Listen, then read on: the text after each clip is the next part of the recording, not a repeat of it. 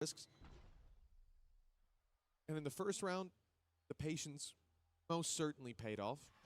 This time around, it could be the same. They have plenty of utility. A Paranoia being lined up and primed up. Finds two, finds all three, in fact. That should already be some alarm bells ringing. Indeed, they'll go back in the other direction towards where that Cypher cam was, the expected lighter side of the map, but MIBR are hot on their heels, just not quite there quick enough.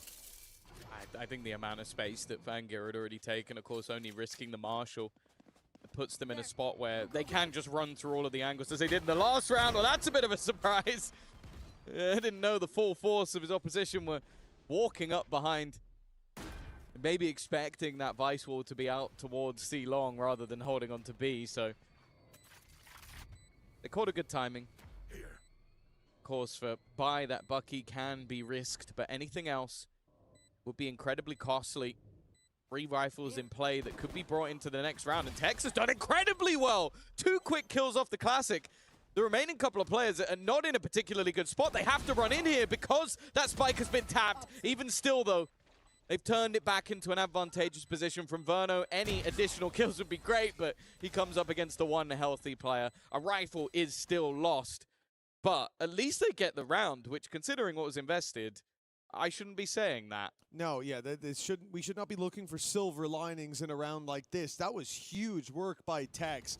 Turns out he was the hunter in there with a Classic, basically getting it done with a bare knuckle brawl, and that's crazy to find the 2 of them that quick. It's not like the second guy could have been surprised that he was there.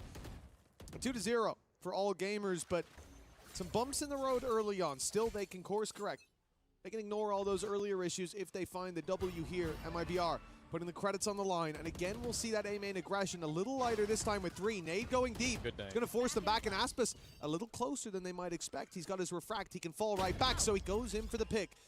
Finding nothing, and will concede at least a bit of that A-main control. I imagine, though, here you're just going to leave Zekin, based on the current positions around Rubble, and have those rotations now, especially that Tex has spotted players outside C.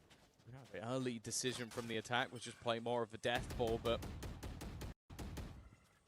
they had the wall covering for any push-up. And it does seem like MIBR are almost having to figure out where they're going. Prowler has gone through on B. You kept the aggression outside A. There was a jump spot onto C. Like, because they're playing so far back towards the spawn, it's making it troublesome. Clearing some of those early angles. Now, bear in mind, Zekin doesn't have a whole lot of support, but if he can hit a shot and get out of there, he's done his job, and that's exactly what he does. It's the same approach as the pistol round. They're going to go late towards A main, hoping that that presence has been relinquished. They brawl for it, losing a player already, and then send by for the late lurk through B. They might even try to crunch B, but the problem is MIBR are so aware of this. They're not going to fall for the same trick twice, but with Mazzino down, now they're under pressure. Aspis no longer a surprise in the corner, but he's ready for buy. Catches him, finds another, and at least gives MIBR a chance in the 3v2. The plant, 10 seconds, it needs to be found soon, and they can flood back in. They can deny this, but instead taking their time, closing the walls in slowly. As AllGamers have no real space to play with. They know heaven's clear, but they want a battle. They want to brawl early, and it will be towards Zekin, where one falls. The flood out washes the rest of the defense away. That's going to be AllGamers losing out on the 3rd round, but still trading a couple of blows, and there was a real chance in the 2v3. I think it was mainly Aspas in this round that manages to stop it getting out of control, because the fact they're able to take over that door control, leave it down to just him, and then he has to fight 2 players at once, basically from different angles. And it's only because it's a little bit disjointed. I think Bai basically tried to trade off the initial shots, going, okay, he's fighting my teammates, I can just swing, and then his teammates aren't swinging. So that's where it kind of falls apart. GRQ swung in looking the wrong way, which is unusual when he'd already been spotted, right? They knew Aspis was there, and I think it was just a microsecond of miscommunication that led to Aspis getting a second bite of the cherry, and the numbers being favored to MIBR on the way back through. Still, it was a clean retake. The defensive side, even a stinger on Mazzino in this round. I think it's clear that the defense think this is going to be C fight. After denying them A and obviously having this fallback early, they had 3 players stacked up on C. They had the Waylay ult ready and raring to go. And then they had the Cypher set up over on A as more of a delay. But again, it's very, very slow from AllGamers, taking their time, this time slowly walking through that A position. That first trip is predictable, but the second, we should see the smoke go down on the stairs and then the Neon try to slide through on the site. With it being so low, there's a decent chance that's going to catch her, and that gives Tex a kill trip if they're not quick enough to react to breaking it. Remember that time going down recently, Tex already taking a few shots and a nade now. That might stop him from being able to punish, and they go right over the trip. In fact, breaking it is the nade. Tex still manages to find one, but the showstopper's fired his way, dodges that as well. And the numbers stay favorable for the defense. Yeah, he did get one off the kill trip. He did find one that was revealed. Convergence path used as well, and Kira knows he has to try and execute off of that. JRQ's done well, so is Bai. Actually, they're fighting this back! The remaining two looked like they were in trouble. Instead, they were the trouble. Two standing in Verno's way. He had an exceptional first game. Was almost a hard carry in a team full of superstars, but he's now trying to bait them in, hoping that someone makes the mistake, someone goes looking in towards the spike, but they're not falling for it. Now baiting in for a second time, but it is Bai from behind that will close out the round. He's 7-1 right now, only being shut down once by Aspas, and other than that, being the star of the show. I can't believe how confident they were right there. AllGamers played that so cool, but he could have stuck it inside the smoke. They just knew he wouldn't have the gall to do such a thing. Gave him plenty of time, but in the end, they made the right call. 3-1 now for AllGamers. And after what was, you know, some warning signs early on, like round 2 was way closer than it should have been. We could have seen MIBR come up with rounds very early on. Well, now the defense is left down to an eco. Now AllGamers should extend that lead even further, and this is a phenomenal start. Starting to think back to the game against Global Esports for MIBR, and it seems like a long time ago. It's interesting as well because we are seeing MIBR winning a lot of the opening battles. The pistol round, even in the lower buy round as well. They've been able to get opening picks, and then AllGamers have converted the 4v5 almost every single time. So it seems like them getting into the post plant is almost enough. And that was what, a 2v4 that they're able to turn back into their favor. MIBR are getting themselves in good positions, but the conversion just hasn't been there. Well, they're certainly aware that Tex could be here, but Verno might try to play the distraction. Oh, he's being spotted, though. Getting back out of there is still a success for him. The pistol on range like that. AllGamers, despite seeing the Cypher towards the C site, they decide to contact up here to play into it. And remember, last round, Tex was able to get some value out of the closer trip. It's the nade that destroyed his. This one won't quite reach, so there is still a danger there. They've gone over it to start, and there at least a boombot will reveal the trip on the floor. That's the real danger averted, not that anyone could pounce on the back of it. Now pistols on the retake. Unless they can deny the plan. Oh, hello. Nade's going to do some good damage. Trips on lucky one. Boy. Very, very lucky. Now, I am looking at that 9-4. A lot of the time, one kill is enough to trigger it. We've seen that in the past, especially with pistols. Puts them down to low HP. And actually, the pressure being held on the other side. But now they should know that the majority coming in from the spawn. Paranoia sent through. Still not enough to activate that Nightfall. And you can see why. Slowly being picked apart, and one by one, the defensive side will fall. A good hold from the side of AllGamers, even Shrimp surviving on just 1 HP, but they won't mind. That's 4 alive. Yeah, but honestly, Shrimp surviving is probably the most important factor of that, because if not, they might decide to put the Nightfall through, like you said. I think there's a good chance that they do, just spur of the moment. And he couldn't put his through, which gave them the information that there wasn't anybody towards the waterfall. A really nice play as well by Bai. His flash was perfect. The second that they came out to take the battle, I think it might have been the end of Kira if that hadn't have popped exactly when it did. And that's a number of rounds now where MIBR, despite early on showing signs of life, have been kind of shut out. It has been AllGamers looking like they've got full control, and now a timeout is going to be called very early on. Remember, this map in this tournament started out so well for MIBR. They stepped onto the stage 13-2'd, if memory doesn't betray me on this one. Global Esports. And then from there, it was a labored overtime against Heretics. And I think that honestly took the wind out of MIBR's sails. They went into the next map and got absolutely trashed. So that kind of turnaround, it feels like, you know, most teams we look at is kind of wanting to heat up as the tournament goes on, whereas it feels like MIBR put their best foot forward in that first game, and then they took a bit of a stumble. Yeah, I think as well, you have to think back even to the very beginning of the year with AllGamers not being a massively known quantity when it comes to the international stage. That event felt like a learning curve, but also people looked at, I think it was Gentlemates, and went, oh, they got AllGamers next, they're going to get through that game. And it was underestimating their opponent, and also AllGamers being a decent squad. Like, they've got some very talented players on their side. Now, sure, the names are on the other side. And, well, an early fake plant, but that fake hasn't really done too much. It's been spotted. It has pulled 3 players over, but again, they can get back. Verno under serious pressure, though, and now the response being attempted. It's not been connected by one, but it has been found by Mazzino. Yeah, Mazzino was a bit too quick, got ahead of the rocket. But a kill's kill, that's all that matters. Angier, oh, he's going to be taken out by Aspis, an angle he checked just moments ago. Nightfall goes through, and a player up close, isolated, caught off guard, you would think, but GRQ somehow gets away with that kill. The spam taking him low, and Aspis taking him out. Leaves it 3v2. Still a chance for AllGamers here. Kira, the unknown quantity, the later play through mid. Bring them down.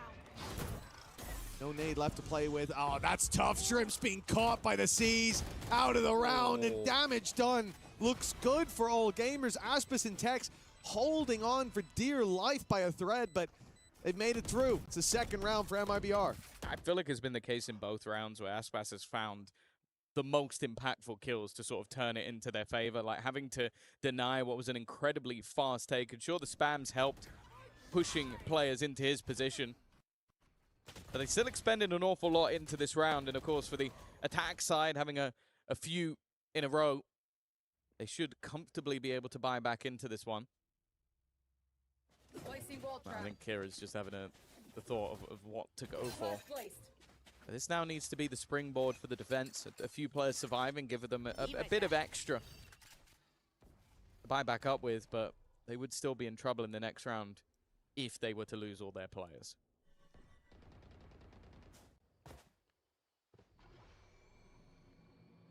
Well, we have certainly seen the patience from AllGamers.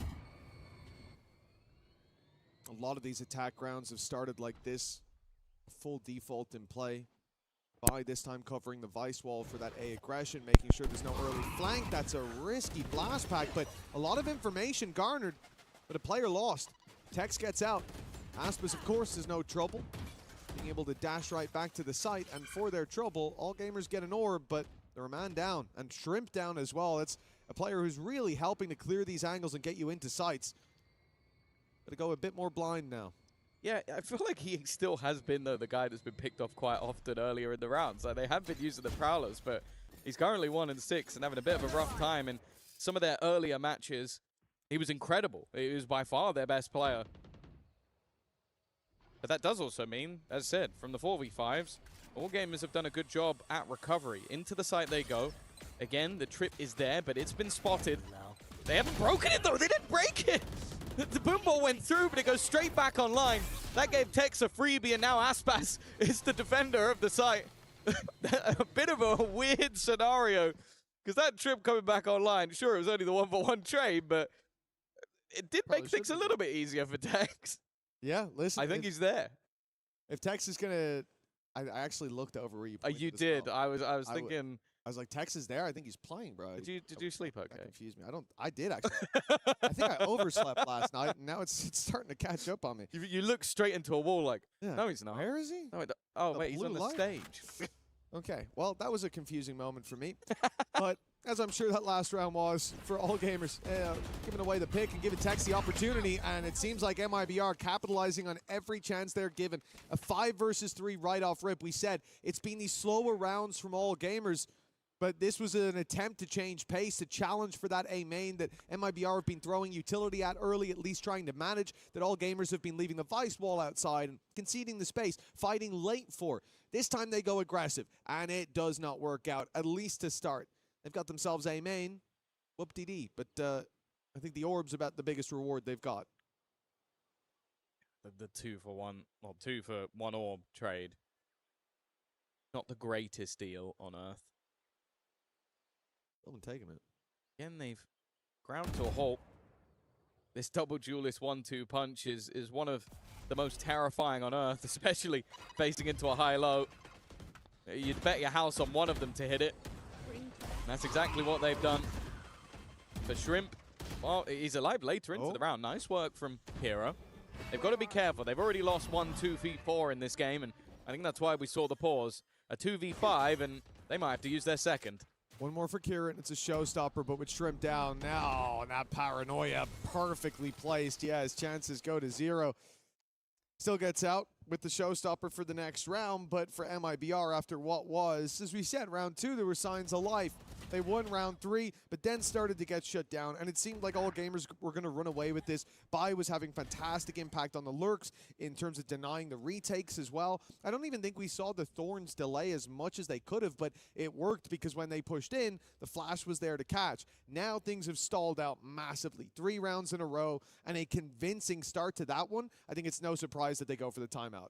Yeah, and I think similarly as well to what we saw from Creven, the last Lotus that we casted, those trips are being really annoying. Like when they've tried to get into the C site or I think we've seen multiple kill trips, which a lot of the time you're going to be able to avoid, especially if you have the likes of a Raze. You can use that nade to good effect to try and get rid of some of the angles that you're pushing. But then, like, hitting it with a boombot, not breaking it, those are silly mistakes. And I think these are moments that you're going to see the coaching staff pick up, because then you go for a harder, more aggressive, let's just fight A, and you lose both fights immediately. That's a little bit more worrying. And seeing some of the superstars on MIBR, that's why there's so much sort of pressure, but also put in high regard on this team. These are players that from top to bottom we've talked about as superstars of their team. I even think like one of my favorite players to watch of all time is Mazzino back in the crew days. That guy has unbelievable individual talent. So you're then looking at the likes of Aspas and Tex getting going. Maybe you want to pause just to try and slow them down a little bit, which is easier said than done. Well, Tex at least, it's been high impact off of his utility, be it on the A or the C site. Now he swapped up to the B site just to be more of a headache. Any adaptations that they had around his impact will now have to be readjusted. And it does appear that AllGamers are going for this approach. Look at where the Vice wall is, and look at where Vice is. The gap here is a C push, and this is because they intend to be relatively quick. Making presence towards the A side, opening the door, sure. But I think this is a B split, which is the perfect round for MIBR when they have put all of their fortifying utility towards that site. They've got players in position in the form of Aspas with big utility, or big ultimates in the back pocket in the convergence path. As much as they're delaying, oh no, I think they've adjusted to A. The spike's going in, they're going to go for it. They've ended up with a lot of space. Weird Vice wall for this. The defense are about to try and make a play through the smoke, which versus the pistols is definitely a bit of a gamble. And there is Shrimp. Said he's been the hero of a lot of rounds. It's only going to be the one as well for Aspas off the back of his ult. Berno a little bit further away. And this contact through the smoke was hoping for so much more, and it gets almost nothing. It is a quick round, or quick close, I should say, for the attack side. And after the pause, they're able to immediately find a response. But that's going to be a frustrating one, because as you said, it looked like the setup was going to be correct. I think especially more of a default round that you get with a low buy is heading in towards that B site. But they get caught trying to walk through utility. Yeah, you know, it's very weird because the whole round to me looked like AllGamers were primed. Like that Vice wall is so weird to put if you're covering the B walk up. I don't know what they saw. I'm led to believe that they changed it mid-round. I don't know why, but it was the perfect read. And a great play to get 5 on the board of all the rounds holding that smoke walk up. And now look at GRQ. Walked right through a position that they've been hating nonstop, but he just TPs across a little later. And the reward, Aspas in the ground, Mazzino following, and a showstopper to drop second. AllGamers looked like they had slowed down, but they just took a break. They're right back to winning ways. Finally see the Aspas AWP, but it gets absolutely nothing. Just shut out by a player walking across, and it was definitely something that they were not aware of. Verno trying to fight back alone. Bear in mind the economy of MIBR is not in a particularly good spot. And the tech's going for a 1v5. I'll be honest, that seems really audacious. Holding onto the weaponry, at least from my perspective, holds a lot more value than attempting an all-in gamble of a retake. Yeah, I can definitely see that. I think for the start of this, the thing we're missing compared to a normal setup, right? You see that Rubble fight. Normally, you've got your Omen TPing up, taking the Rubble control. You've got a Neon sliding through. In this case, maybe an Aspis diving deep, but he had the op, so he didn't want to. They didn't go for that last round, and that small gap left was enough for AllGamers to step in and take that control. Now a buy for MIBR that sees a weak weapon on Aspis, and Mizzino, but the rest on a full buy, and the adjustment is there. The dash up this time quickly clears Rubble after the nade. They know that there's no one here. But AllGamers have changed pace. No longer this direct approach. No longer looking to steal the map control or wrestle it out of the hands of their opponents. Instead, they pumped the brakes again. And I've really liked watching the variance of how they're approaching this. I think it's very hard for MIBR to read this pace. Oh yeah, it creates an awkward line in the sand, especially when you have this double duelist. You want to be putting pressure on.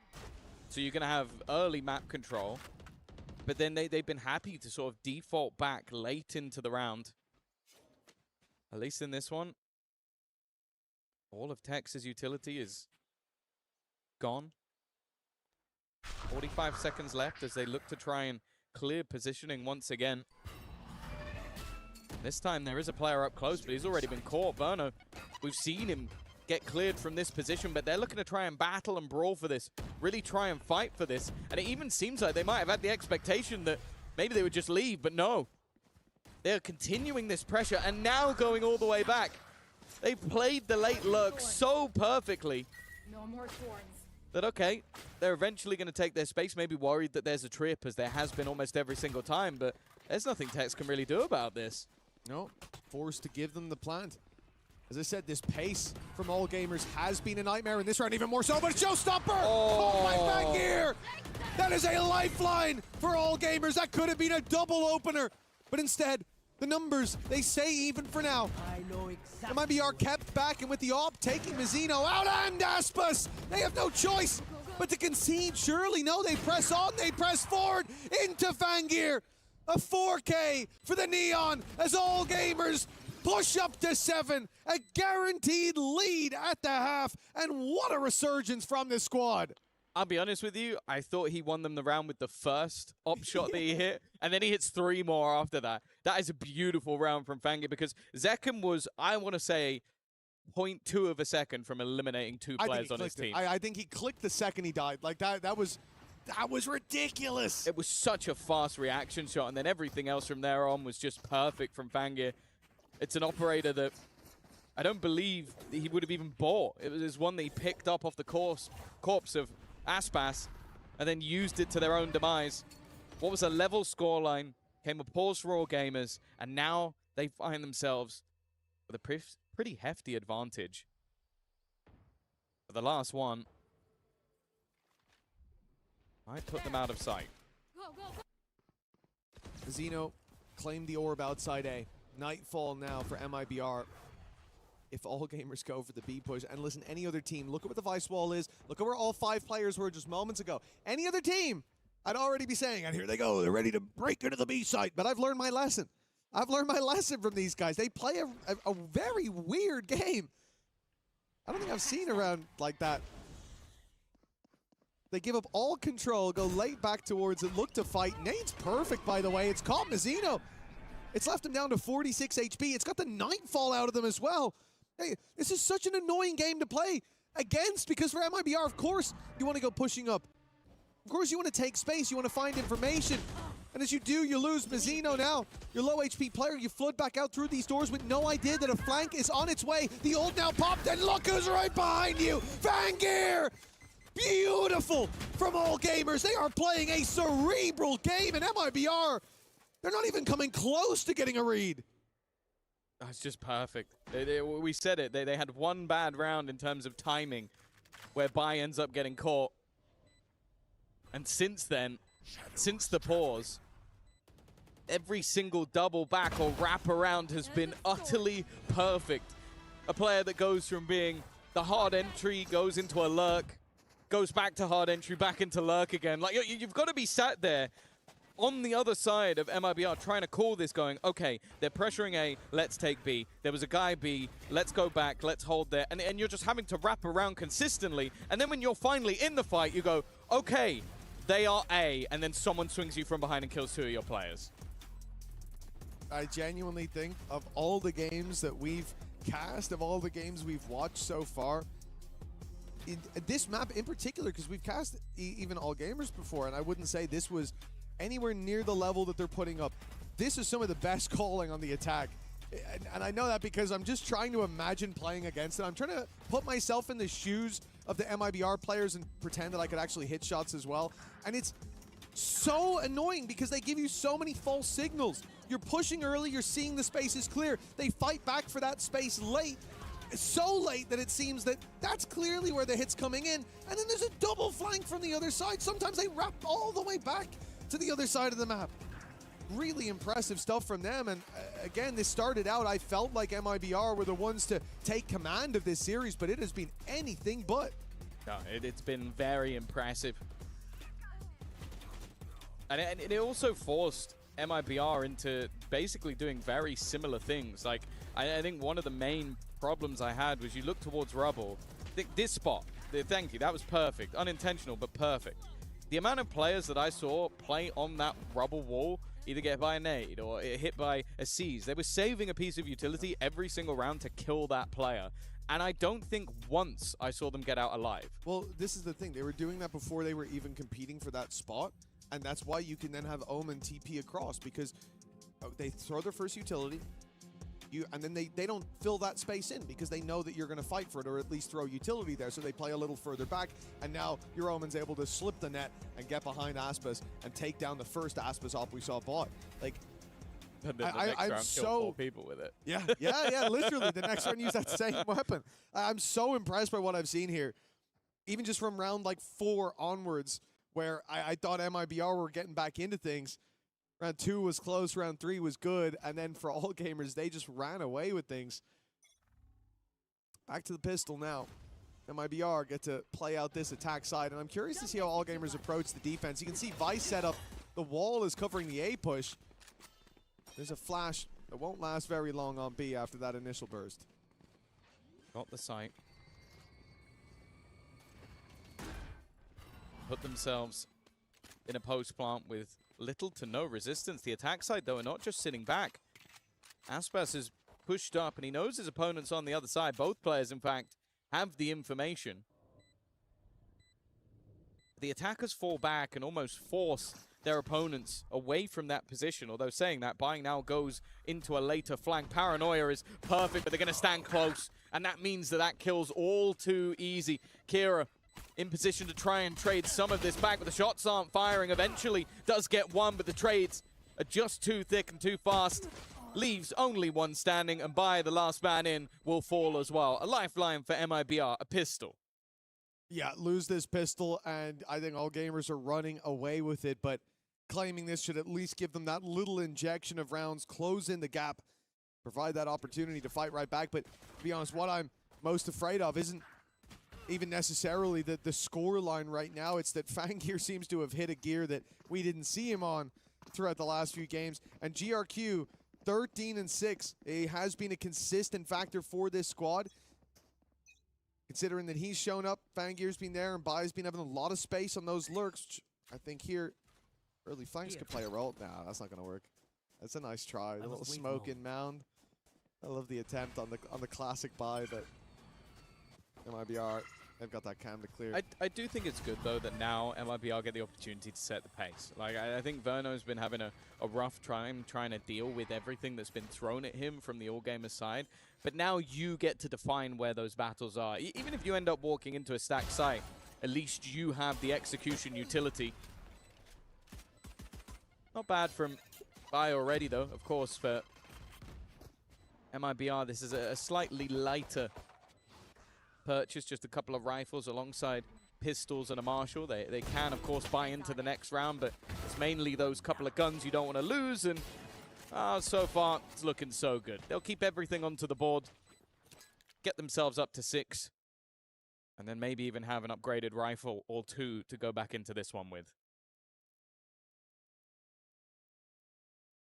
Indeed, for MIBR, things looking to pick up, but this is the real test coming up now for them.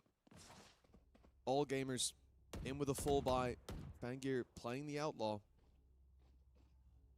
Looking at the other side, there's not too many players that he can catch with that one shot, but MIBR are going towards A. There's going to be a nade coming their way. There's going to be a paranoia prep for GRQ. In fact, it's only the Boombot to start. Gear's keeping the nade a little bit later. It's a shame. This time we could see it would have probably eaten a bunch of those HP bars. Obviously have a different idea for later on. Still with the C's and nade. Prowler ready to go through. Should grab the information, but X is almost dead. yeah, he's been exploring the C site and he met the Outlaw heads up. Bear in mind, there's an Outlaw on either side, but at least for now, the one it will maybe benefit even slightly more is Aspas, because there are 3 players on the other side that will take that as an operator. I'm out of here. Again, a slower pace with Fangir, just trying to find out information. He gets it, spots multiple players on that side of the map, and now this somewhat ruse that's being sent on A doesn't hold anywhere near as much value. The defense are actually giving nothing. They're just sitting all the way back, similarly to what we saw on the other side. But it's whether or not they can bait the rotations the right way. And looking at a solo defender of GRQ, who's about to get some support, but will it be too little too late? He can still get out of here. Still with a shrouded step if he needs it. And he may well need it, but he's sticking around. He's looking for the battle, and Aspas has got him! Oh! And Kira! A headshot on that second swing! Bought them all the space to get this plant and a man advantage under their belt as a result. MIBR have just been gifted the upper hand by Aspas. Yeah, it's the gift you get when you purchase one of the best players to ever touch the game, and that double opener sets them up in aggressive positions. Fangir maybe hopeful to get something here, and now they've spotted the remaining player. It's the 1-2 punch, the bait taken, and Mazzino with an easy frag in the end. Fangir has no choice but to try and run for the hills. And what started as a bonus round that had a Marshall and some weaker weaponry, even the Outlaw in the mix for Aspas, which, well, clearly wasn't a weaker weapon, now turns into them currently having 4 rifles, some mass upgrades, and a fantastic start to the second half. For Aspas to get the first kill was impressive, but to then swing deep with 1 bullet left in the Outlaw, he had 100% confidence he was hitting that headshot, and for good reason too. Like, look at this, 1 shot left, and he goes, screw it. Does he know that guy's low? No, he doesn't have a clue. He thinks, I need to hit his head, or I'm going to 140 and probably get traded. But we got 10 seconds. We need a plant. Screw it. Throws it out there. It works. And AllGamers now, after a strong first half, an 8-4 scoreline where they did look like they had their hands glued to the reins. Now it's come back to bite them. That gap has closed into just 1. And MIBR, hot on their heels like this, gets a timeout from that side.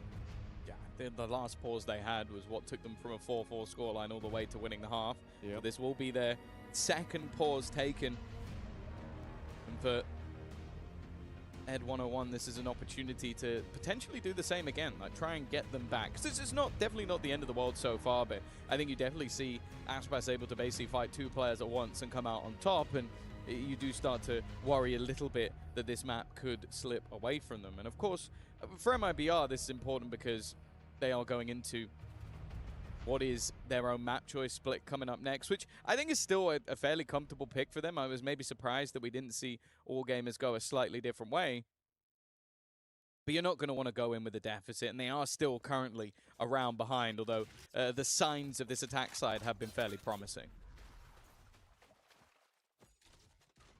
Well, it looks like AllGamers have got a decent read early on. They've gambled correctly. 3 players towards the C site. Prowler's going out on A, trying to distract, but MIBR unknowingly still walking into this stack. Paranoia is perfect. It's got so many, but that cage from Tex, that saved them all. There were 3 players blinded and easily about to be taken down. A single cage. And they get to take a breather, to reset, to fight on their terms and put a 5v3 on the board when the smoke fades. It's not going to look pretty for Kira. Even with 2, it's left Shrimp alone, weaponless, and against the odds. He's not been having the greatest of games individually. Started incredibly slow, and this would have to be an utter turnaround in a round where expectations at this stage are almost 0. MIBR have managed to negate the stack with relative ease, considering the initial setup looked incredibly dangerous. Now Zekken is already tagged low and will go down. But the remaining 2 players full HP and looking to try and play this together. 3 bullets remaining in that Sheriff, but the main problem is the time. Needs to almost be on that defusal already if they're going to get it to half and try and bait players in. And that is the goal. Another nice shot from Shrimp. The problem is the second player may be expected to be further away. It's a crazy shot again from Shrimp. But unfortunately, that clock was already gone. A nice amount of damage in a low buy round. And well, MIBR are a little bit lucky to even get out with it. Yeah, I think they realized at the end, if he gets it half, he has a chance. But if I stop him now, he doesn't. And that was incredibly close. A millisecond either side, and this could completely change the game. And that's in a number of different fights. Kira did remarkably well to find 2 up top. Lucky that they were throwing the Seize nade as the smoke faded, so 2 of those players weren't ready to fight. And close as they made it, costly as they made it. MIBR still have decent credits even after the bye. They come in here with the convergence path on the attack side. And AllGamers want to get aggressive right away. They've decided to try to catch Kira, and he has been stunned up by the convergence path. No chance with the showstopper, yet it's still a couple kills back in their direction. Fighting through the doors with great success. Yeah. AllGamers have a man advantage. If anything, Kira with the showstopper kind of saved the rest of his teammates. Nightfall now being thrown out as well. Hasn't seen Verno. Verno sat in the corner, but Vangia was still a relative unknown. The attack side looking to try and take space on the other side of the map, but of course in a massive deficit. Well, Tex might be in trouble between 2. I think the rifle might have been spotted. Just the tip is enough to give the game away, but Tex has managed to escape, but will he escape by timing? Couldn't be any worse. Just as he drops down, and now Aspas will walk into the same man. Lead not taken by MIBR just yet, as a breakback is immediate. Oh, that's essential for AllGamers to stand their ground there. I think if they lose the lead and then end up on an eco, MIBR have all the momentum to just run away with this. But standing tall in this moment, a bunch of problems there with like the Nightfall not hitting, and yet they're aware. They're filling in the gaps in those fights.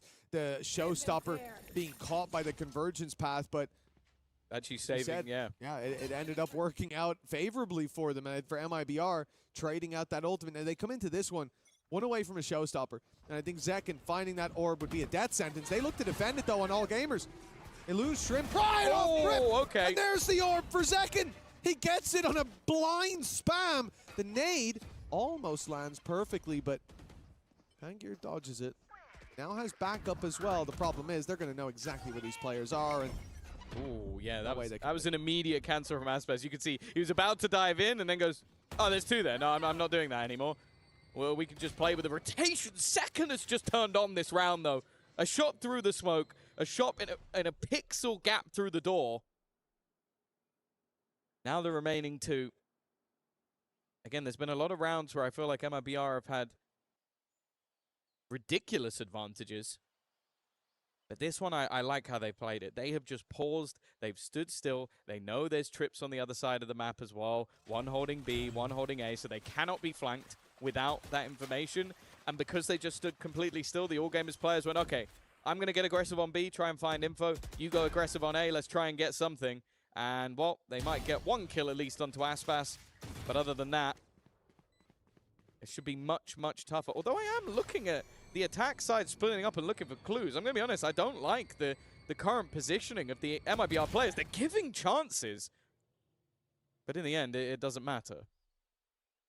yeah, I mean, considering how, Shrimp in a 1v3 with a Sheriff Yeah. almost won the round, I wouldn't really be playing that confident, but spreading the net has its purposes. Find those players. Hopefully remove their weapons. A lost rifle for MIBR won't quite sting as much as deleting all those finances for AllGamers, especially with how things have been going. Majority of rounds falling into those attackers' hands, but it looks like Fangear has managed to fly under the radar for now. Well, that is the one thing I will say, though, is that for AllGamers, they can rebuy no matter what. So if you lost too many weapons by getting aggressive, it would have actually hurt them more than if they took all of the guns away. So clearly feeling like their opponents were going to save the second they didn't spot them on the side. But this was the second round.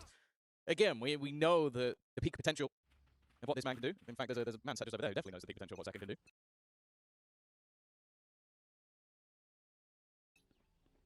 Yes, Rob Moore is back. Wow. This is a much faster take coming out from Zekken. Showstopper, he's got the support of his teammate to at least hold on to the space. 4 players outside of this A site, and they've got to be a little bit careful, but it's only space taken, no lives. That's okay. Crowd control was all they wanted. Now they can just fade away from where that ulti's coming through. 2 players still going to be caught by it. The Nightfall right back should slow down AllGamers. Should, but it might not. The shorty up close here, a death sentence for Kira. He was 20 HP, swinging that angle, and Tex has torn them a new one. Although, hold on, it's not over just yet. The big swing in leaves AllGamers ahead. It's a 2v2. They were behind moments ago, but now neck and neck in this fight, coming in from both angles. GRQ isolates the fight to start, and the swing in from Fangear is beautiful. AllGamers looked like they were falling behind. The chances slipping through their fingers, but they got their grip back on this map just in time. They did well to hold every single position there, because you looked at the amount of counter ults. You mentioned it, the Nightfall, but they'd already claimed that space and were still fighting through it, even with having some of that later HP. It left MIBR with not really any map control to try and hold on to. Like, they're basically boxed in on that B site, and because of that, it made it very, very difficult to avoid any utility that was thrown through, any ultimates that took their guns away. The back and forth continues in that matter. Operator now in as well for Fangear. And it really does feel like potentially the team that wins 2 in a row might be the one to take the map. Whoa. He's able to get out of there. He takes a lot of damage for it. Yeah, down to half already. Zekken looking for a bit of space towards this B site. The crew right behind him, but they've heard the wall now. Whether to bait it out or it looks like push through it all together. Well, that was the idea. Few players have been isolated. Now left to just Zekken. We're almost all in this together. Yeah, it's been left behind by the gang. But a plan found. And no real contest from AllGamers. They gave that to them. Happy to play the retake, and after how last round worked out, I'm not too surprised. But the difference is they pushed them out of those key positions with the Steel Garden. It's not there anymore. Oh, different ults to be expended. Already the overdrive, getting 1 and a second as well. Great work from Fangear once again.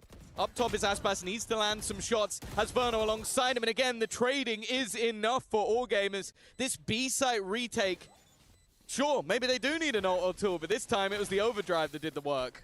Yeah, well, I mean, look, I realize why they're so confident in the retakes when Fangear's just going to pull BS out like that. Like, he sprayed 2 people down, took barely any damage for it, and is able to get out and reset for a big 5v3 retake.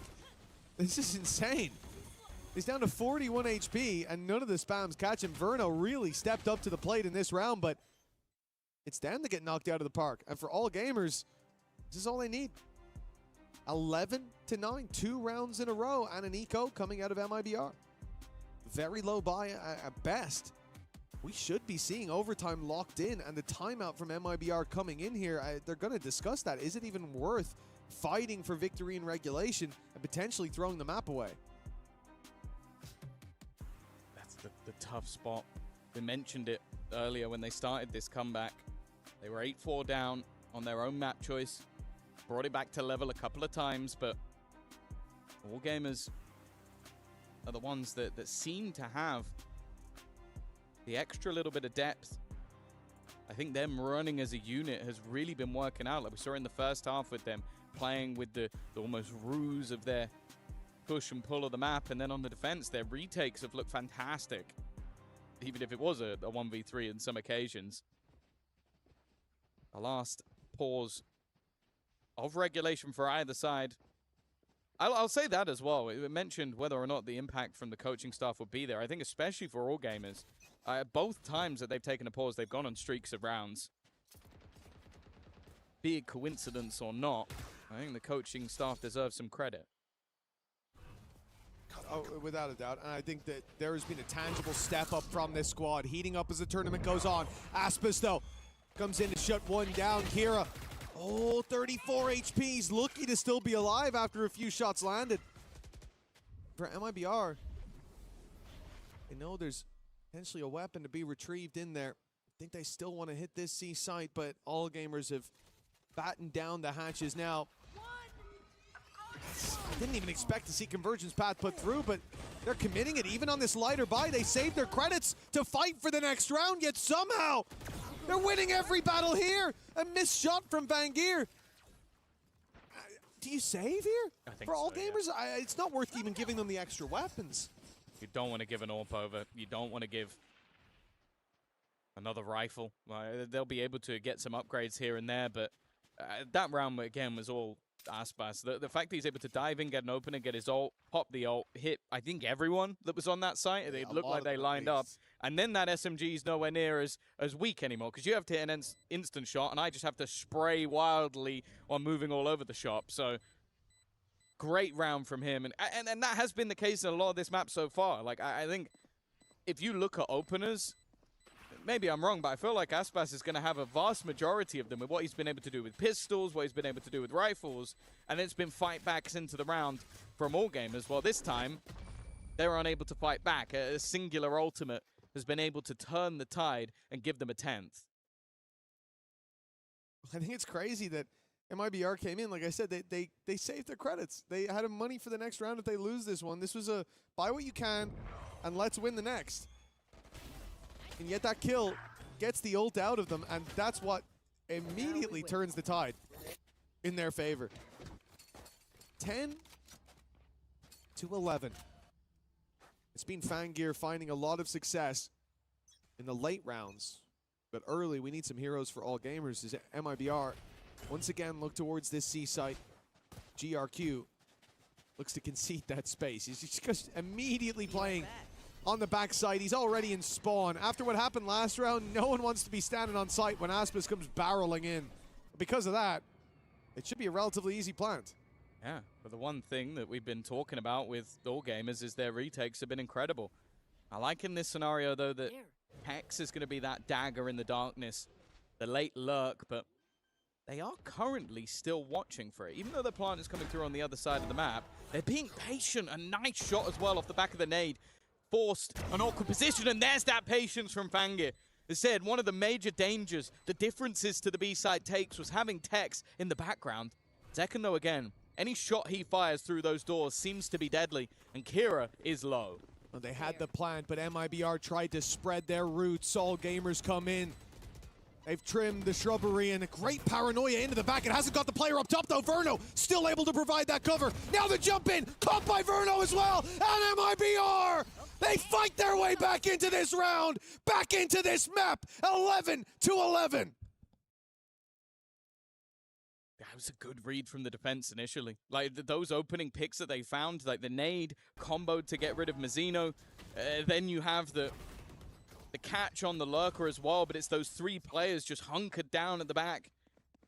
And it's Verno as well, who he was like 1 in 10 or something. He had a really bad start. And that's 2 rounds now I can point to and say, without him, they don't have a chance. They did end up losing one of those, but this one here, that's all him. He saved that backside. Yeah, it stops. He protected the president. He kept Aspas alive long enough. Oh, 11 to 11. Stunned through a weaker purchase, but there is a showstopper. I don't know if it's going to be used in this round. No, it's not. Again, another opener. Aspas Vangeer in position once again, though, and he gets 3 in the blink of an eye. The majority of that attack force dissipates. And even a TP in behind. There's plenty of weaponry to be found for these defenders. No ultimates to play with. Verno will get his, but its viability in this sort of moment Look at the pings. He's just faked that out. That TP was purely for bait purposes. They were pinging those rifles. They're saying, let's get them and fight our way back into this one. A buy up in the next for AllGamers, but they might have to fight for OT. But with Verno down, maybe not. Tex, the man who's been a problem. Look at his position. Look at the plant. He has to be quick moving to site. They're going to see him very early on. He'll cut off the first head of the Hydra, but plenty more remain. Tex, a chance in the 1 versus 1. Has his cam, but look for the fight and he wins it. Tex delivers MIBR to 12 with a huge clutch. That's just insanity. Again, you look at this defensive side and you go, hey, Bangir should have had the play of the round. He genuinely might have wiped out the entire squad if he was given an extra bullet or two. But that was perfectly played from Tex. A reposition, first player, you could forgive it. The second look to jump across as bait almost, and then gets wrecked. And then because of that, he has the time to flip it back 3 in a row for MIBR. Sure, it was a low buy round, but they're not going to care. And for the defense, they now have ultimates. They have weaponry. They're in a good position to take us to overtime, but have they been broken by those last couple of rounds? They've been broken by Tex. I mean, what a Herculean effort in that last. Unbelievable play. The confidence, not even letting him get to half, swinging in early in the smoke. Cool under pressure with MIBR. They've weathered the storm and found themselves to safer waters. At least an overtime guaranteed now. But 13 on the board early is what they want. Prowler again sent to B. We've seen this. MIBR like to push and pull the map. For AllGamers, they're left without a read, but the Vice setup on the A site should leave them a bit more confident to send forces in that other direction. The thing is, where's MIBR going? This is looking like one of those AllGamers rounds. They're playing across the map, grabbing their orbs, and it's a huge fake of the C site, but it hasn't pulled rotations. No. At least not yet. And because of that, questions are being asked. 2 ultimates have been used on the A side of the map. It felt like they had the right read, and honestly, about 2 seconds ago they did, but because there was no contact made towards Zekken, he's called for the rotations. 12 seconds to get that plant in. Aspas with an operator in a peculiar spot. Now they look to move. If they drop the spike, that might be the round.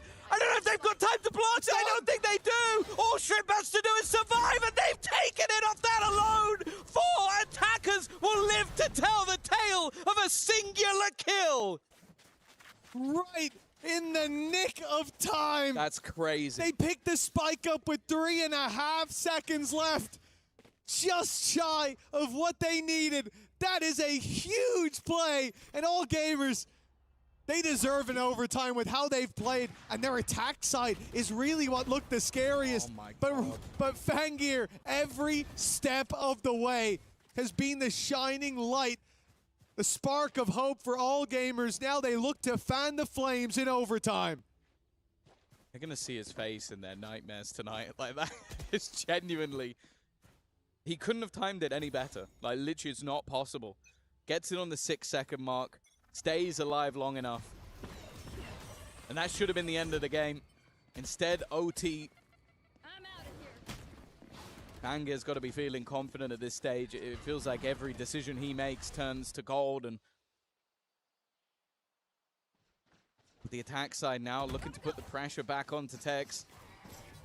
They suffered at the hands of his trips, and again, you can see how wary they are of running through that utility, but this time there's no kill trip in that spot. MIBR have everybody in the waterway ready to come flooding back through. Fangir will be the point of contact, and he'll fall, but who else is here? Who's next to fall? Who's next to challenge? Nobody. As MIBR find out, the plays come in the other direction, and a great TP from GRQ. He's passed the trip very early on, and as they now break it, it might be a bit of false security for Aspas. No, he's clearing it still. He's looking for this player, and he'll find him. GRQ down. Good work by Aspas to still be wary, even though the trip was broken so late, but he will be caught by Vi in the end. God, they've got to be careful here. AG in the post plant, that was where they were truly deadly. Buying one away from an ultimate. Instead, they're going to look to get aggressive timing worked out for them, but Mazzino has his teammate covered, and now Kira is all that's left. MIBR, they've not been broken by that previous round. They will now go up to 13. Another attempt at map point on the attack. Another chance to close this out. Last time, it was a very narrow margin by which they lost out on the chance to start this series 1-0. 16-14 against Heretics. I'm even talking about the last 2 rounds ago. Oh. Half a second. Oh, I let you in the last time they played this map. Indeed, yeah, that match against Heretics was laborious, and this may be the same. You look across the stage from MIBR, though, and like Fangir blowing our socks off here. Leagues above the rest, but for MIBR, Aspas is impressive as ever, but the desk highlighted it, hunting down Tex. Was what this was all about, but he proved to be more predator than prey. Dive in from MIBR, they haven't spotted Fangir. And now they have, but it's a little too late. He'll still get 2, and with GRQ adding to the equation, it's MIBR miles behind. Genuinely. Again, just the decision making. He almost gets another triple kill in a defensive round. And while Tex is thinking so much about how he can get past the wall, he ends up getting peaked. Aspas has been good. Scratch that, he's been great. He's been so good in opening positions, but how much can he truly hope to find with 39 HP and 3 players? A plant? Sure. Even that might be all he gets. The nade puts him down to just 4 HP. He can't afford to take any damage along the way, trying to dodge the boombot, but even finding his opponent's going to be difficult. Nice shot on the first. That's the ultimate, but the spam is enough. We go again with Bai finding another double, and 13-13 the score. Yeah, this is where it starts to be a bit of deja vu for MIBR. Last time around, a similar story. It went the distance and then some. And this time, again, the snake in the grass of Fangir to start this round. The reveal came in just a smidge too late. He'd already got 2, and GRQ, fighting from that open door, was able to trade out to make it an even bigger advantage. Going into the next OT, for AllGamers, the question is, will Fangir slow down at some point? Goes here. And the answer so far has been a resounding no. Presence to the A site for MIBR. 4 players early on, throwing the Season 8, throwing the reveal. Nothing seen. As now the pace picked up by AllGamers, and you expect a very direct hit. Tex is going to have his work cut out for him, and holding this first burst of aggression, trying to snipe one out of the air, but he'll be forced to play the retake now. It's a little bit of damage. Spike to Kira. 1 away from the showstopper. Could play a part in the late round, but it's spam actually takes down GRQ. That's a man advantage now. Another opening kill for Aspas to add to the growing collection. Already though, Fang is there again, and even with the fallback, finally has fallen down, but there's that showstopper. And now Tex is all that resides once again, and it's Kira to close. 3 kills for the Rays. Lead taken. The attack left MIBR guessing, and they never found the answers that they needed. Now they call a timeout in a series, in a map that they had the chance to close out more than once. And now they have to fight for survival, with Aspas topping the board, 27 there, but Fangir, the one drawing all our eyes. It's been so fun to watch, and I do keep waiting for that moment where he slows down. I think the worst I've seen from him is a single missed op shot, but the round before he got 4, so I'll forgive him. I'd almost be a little bit nervous as well if I'm MIBR to take a pause, because you think back and it's been the AllGamers pauses that have gone straight into round victories. I think, again, Ed 101 has been sublime, and whatever's been said to these players, be it from losing a streak of 4 rounds in a row to immediate winning 3 of the next 4, the same in the first half as well, 4-4, 8-4 half ending after the pause. He's been impeccable, and now, well, all they need is 1. And MIBR have gifted that pause over to the other side. I will say AllGamers had the same opportunity to take a pause, but evidently whatever's been said by the players, he didn't feel like it was necessary on his side. Well, AllGamers, they've really grown into this map. They certainly did into the attack side. Now their defense to be tested from what we've seen, especially for Fangir, but the squad overall, every leaf has been a flower, and now they bloom late, but just in time. That might be our look to go direct to the A side, and this is not ideal for AllGamers. A 4-man stack up on C. They had read the favorite site of this attack side, but things change here in overtime, here after the pause. The A side is wide open. The Vice utility is there, of course, but nobody to do anything off the back of it. The door opens and the Thorns activate. This may send MIBR back towards this B side. You don't really want to play that Vice setup, and you don't know how many players are there. It could be easier to go for the split, but that will work in AllGamers' favor if it's attempted. The terrifying thing as well is, if anything, if you're MIBR, you want those more contacty plays, because the retakes coming out from AllGamers have been their best work. Nice shot from Tex, though. He was under serious pressure and manages to get rid of Fangir. He's been the tip of the spear in all of the retakes. Think about it. Using that overdrive, getting in their face while they put the ults through. Him being gone could give them another opportunity. Well, that's it. We were waiting. What happens when Fangir goes quiet? Well, now a 4v4, and it's AllGamers' chance to break back into this. A C's nade thrown down below, a slow at least, to buy some time, and the Paranoia does the same. The clock keeps ticking.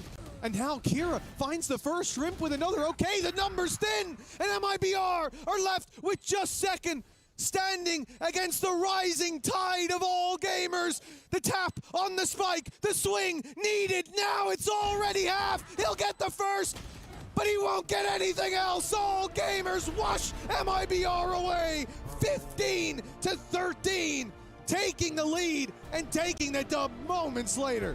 It's another nightmare that's probably going to keep MIBR up at night. A second defeat at overtime on Lotus in just a matter of days. But it shows the resilience of AllGamers. We said it at the beginning of the game. I think a lot of teams come in, especially teams with high caliber players who've been there, done that, got the t-shirt, and go up against this squad and feel like it's going to be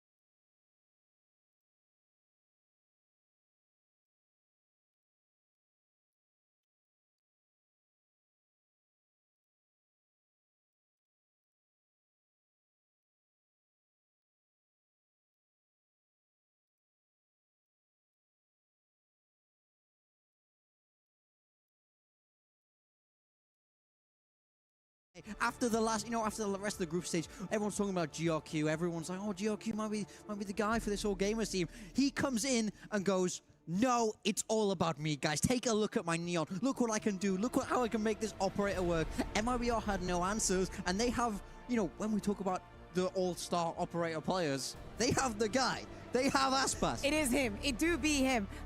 Seriously, what a fantastic show and what a dominant also start of the map. Do not forget, at the end of the day, as we said, they are coming in as being the underdog. MIBR should be the favorite here, but we have to say, AllGamers, not for a second, not in this match and not in previous matches, have shown any kind of fear to the opponent that they have in front of them. And what a moment also to be here and be able to witness the way that they were playing it, the way they were celebrating once they managed to get into overtime and get and save that spike plant that was absolutely insane. From then, the momentum was on their side. Yeah, I mean, I think they stole away so many rounds. Fangir did it. The rest did it. My mind goes back to that 5v2 retake MIBR had, but they got shut down because the individual prowess on this AG team.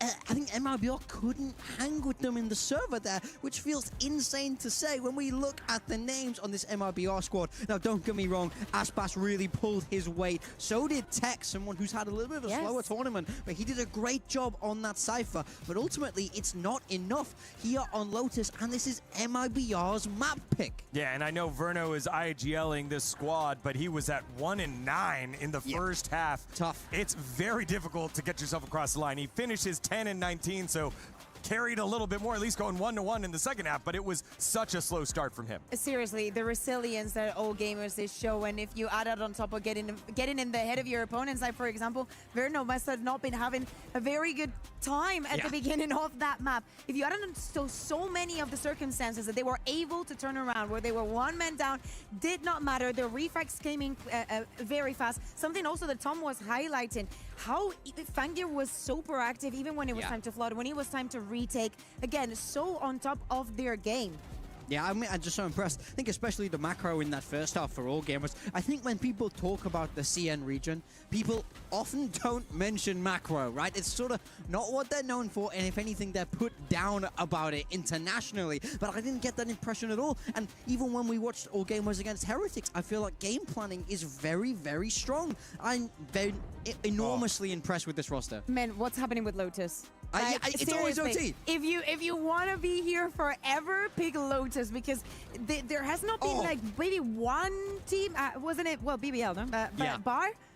Yeah, there was the play those last couple of rounds there with the 3K that kicked it off, but then Tex clutches it out. And then, of course, the stun during the plant gets the kill, waits out the timer, does AGAL to force overtime. And then Aspas getting this opening kill here in overtime. You're thinking this is it, but AGAL battled back on that round as well. It was a fantastic map of Lotus here. Again, it's AllGamers, so the shooting is going to be absolutely incredible. That is, the show is guaranteed when they are on the stage. It doesn't matter if it's against Team Heretics, now against MIBR. I think that after getting and saving that round, Fangir was like, I am not losing this. Yeah.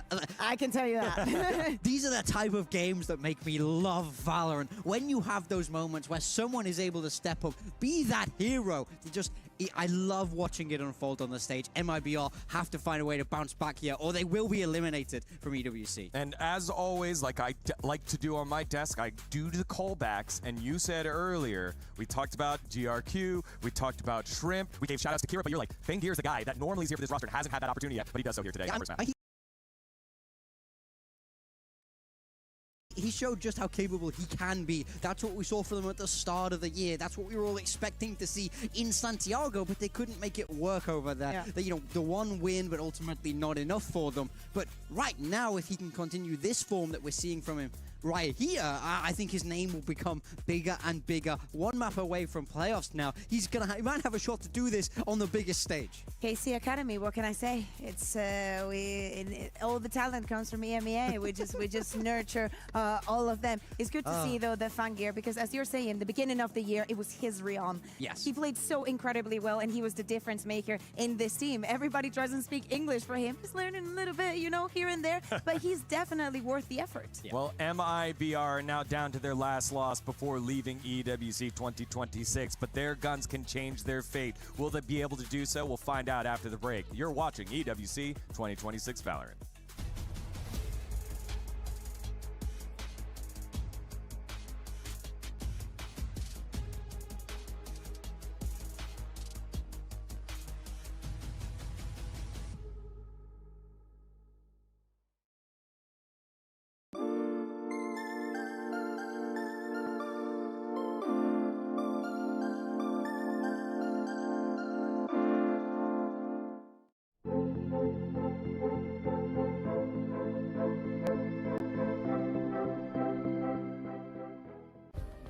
Play is in our DNA.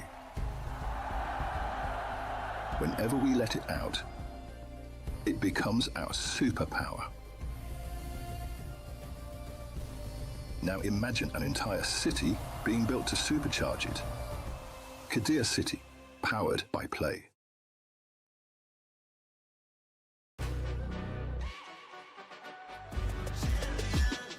This ain't no regular thing. I came for the ring, you know what I mean.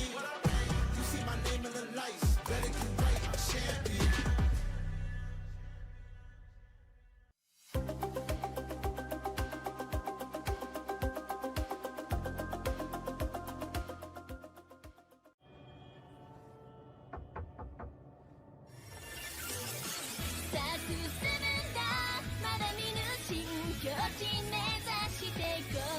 キドキしようよ準備快適早まだまだないこの世界を楽しんでみたんだ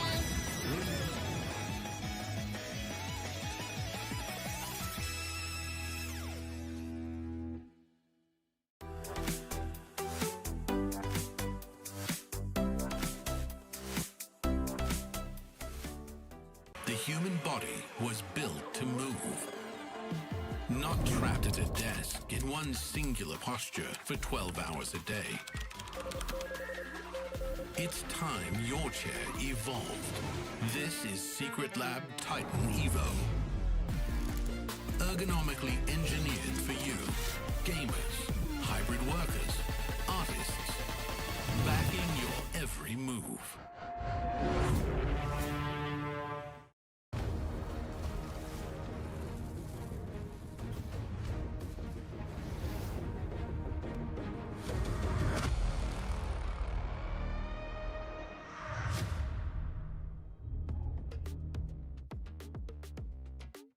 The final opportunity for VCT China to have representation in the EWC playoffs is up to AGAL, and they're on the right start. 1-0 over MIBR. Los Digon here alongside Kukuka and Big Time.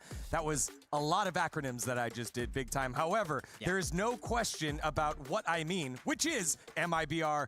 I have their backs against the wall and need to figure it out. Yeah, look, this is a fantastic roster. We all know it. We all know how.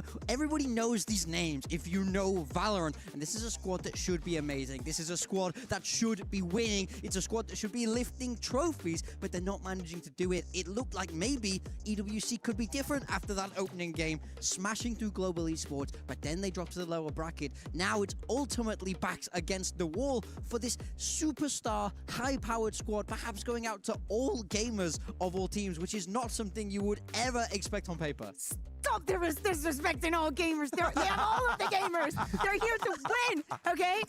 No. I get it, because I think that we've had this happen previously in Valorant, you know, where we have squads that have very good names, players that have performed incredibly in the past.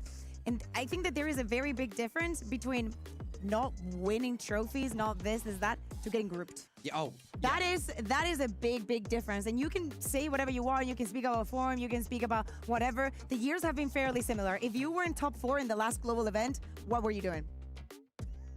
What were you doing? Like, what is the excuse? Sat at home. To not give it your everything here. Yeah. AllGamers is doing it. Yeah, no, I totally agree. It. I think for me, it doesn't even matter how the rest of this series shakes up. AllGamers have a new fan in me today. I will be watching quite seriously from now on, because I think they've shown that they can hang with the very, very best. I've been so impressed with the macro, the IGLing, leadership, the backroom staff. The game planning is rock solid, but then also you add onto that the firepower, the flashy plays, Fangier's ability with the op, GRQ when he's on top of the world, he's looking brilliant. So I think this is a squad that can really make some damage here at EWC. Especially when you have a lot of the big names have already gone out and now are making space for a name to be made, like for AGAL, when Fnatic doesn't qualify for the tournament, when Paper X goes crashing out, when RRQ doesn't have it going as well. Now is an opportunity for AGAL to step up. Yeah, not to mention EDG and XLG, right? They had fantastic performances over in London. They re-put CN back on the map, but it's those two that are already out. They don't have that chance. Now it's AllGamers having to fly that flag for VCT CN. Can they bring that representation to the playoffs as we move across here onto Split? Yeah, and AllGamers decided this, they picked this map, as you can see in the graphic right now for the side of MIBR. They played it last in the qualifier here to EWC versus Leviathan. For AllGamers, they won on it against Global Esports. They already have a little bit of a rep. To me, it has to be about keeping the confidence. We were speaking about GRQ, the cheeky plays here and there. Guys, we need to learn how to open angles together. We cannot, one opens, the other one TPs, and there's a third one that just jumps later onto the side. We still need to work on those synergies. I know that the pressure is very, very high onto them. They're still going for the picks, do not get me wrong. And of course, all the pressure right now is on MIBR. Yeah, I love it that in this map now, the backs are truly against the wall. It's a pure mirror matchup. Fangear is going to be head-to-head against Aspas on that jet. Everybody's going to know how to play this comp. You know what the other team is gonna want to do. It's all about execution. It's all about who's performing in the server. No excuses left here. A mirror match here in map number 2 as we head on over to Split. AGAL 1 win away from booking their ticket into the playoffs. MIBR got to dig deep. They were close on their map pick, but now have to come up with the upset. Let's send it on over to Tom and Mitch. Thank you, D-Gon. AllGamers, one map to the good, stepping into Split, Tom. This is definitely a step up from them. MIBR, a team that I think almost everybody expects to see in playoffs, but now they're in danger of going out in the groups. Yeah, I think especially when you look at the group that they're in, I think getting to this stage, you'd put them up against AllGamers, and I think, again, if you'd not watched much of AllGamers or only seen the little bit at Master Santiago, you might be going, okay, yeah, they beat one team here and there, but then they weren't able to take anyone else down. Well, this squad is looking legit at the moment, like a lot of depth of talent. I think especially we didn't see the best game from Shrimp, but there were definitely other players that stepped up while he was fantastic earlier in the tournament. Bangir just had probably his best map of the tournament so far. And we look at the other side and, like, Aspas was still performing well. Tex had a great map. It wasn't enough to get them over the line on their own map choice. And now coming into Split, still, it is their opponent's choice. But I think it's one where they have looked relatively comfortable in the past, like going head-to-head with some pretty good teams regionally. It's just whether or not, like, if they're going to have enough to take us to a third map. It's crazy to lose a game as well. Like in that last one, MIBR went +10 on opening duels between Tex and Aspas. Yeah, like it's wild to have it spin back in favor of AllGamers like that, but we said Fangir was that savior who pulled back so many of the rounds for them. MIBR starting the attack side here and waste no time getting into the A side. Spike still needs to go meet the rest of the squad, and those smokes, you know, they're not going to last forever, and finally they will make it through. In the nick of time, the plant without any advantages found, though. They were hoping that someone from AllGamers would give them a fight, give them a scrap. And now they have to go looking for it. Deep push in towards the spawn. And they've got a foothold now. Now it's more on AllGamers to fight back. Well, they know they've lost screens. And reclaiming that is going to be difficult. Bai was waiting for them to try and make the move round to heaven. Now the plant is not the greatest for the side of MIBR. In fact, I would say it's a pretty poor one already to half. They need to get a move on. They're just looking to try and defuse it in front of their noses, and nobody gets anywhere near it. MIBR was so ready and raring to try the wraparound, but the plant just wasn't for that position. That's the danger. They planted for backside. Remember, those smokes were fading by the time that they'd pushed in. It was a couple seconds left on them, but not enough to go planting up for heaven. A piece of utility to disrupt, and all of a sudden you're on the back foot in the round. So instead, they take a safe plant and try to use those sky flashes to fight deep into the spawn. Sure, it works out, but like you said, the plant isn't for there. And the second that AllGamers get some presence on the site, get boots on the ground, it already flips things massively in their favor. That is a big pistol pickup. Fangir again showing that he's still got chops in this mirror matchup. And an eco coming out of MIBR. That's a spam on the back of the tap. GRQ doesn't get anything for it, and hold on. Now he's in danger. Never mind. He'll go down eventually, but the work has been done. Yeah, comfortable in the end. I think as well, that one thing I'm loving the most about Fangir is I think there would be a lot of people who go into this game and go like, look at the careers of the players on the other side. Like, these are players that have been to champions, that have won champions, won masters. Like, there's so much depth in terms of who has been there, done that, got the t-shirt. And Fangir doesn't care. Not even for a second. Like, he's like, I'm going to full stick this, and if you guys are nearby, cool. If not, I don't care. Like, it is just a confident player, no matter who he is up against. It's got to be tough to play against. Now, bear in mind, a few rifles kept over into this round, an SMG for Bai, but there's definitely some vulnerabilities, and because of that, the defense are going pushing. AllGamers not scared of their opposition, that is for sure. It's a blitz, but Mizzino was ready. Plenty of backup there. I don't want to see him push that with the spike, and thankfully he does cancel that aggression. Might be time to flee, but MIBR show no signs of running away, of turning tail. Instead, they're looking to fight their way back through. The dog's going to make it awkward. The stun on Shrimp ends his life after one. Good trades for MIBR to start. And the main thing about this is it's dangerous when that low buy comes running at you.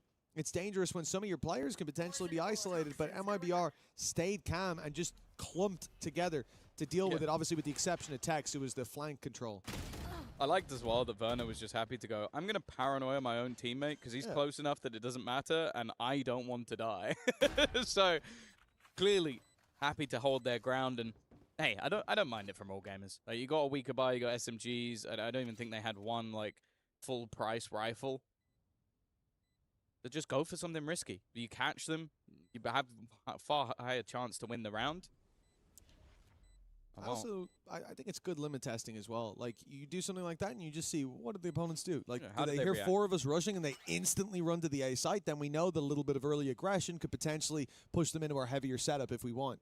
I think it's a really good idea to get aggro, but MIBR contained that aggression beautifully.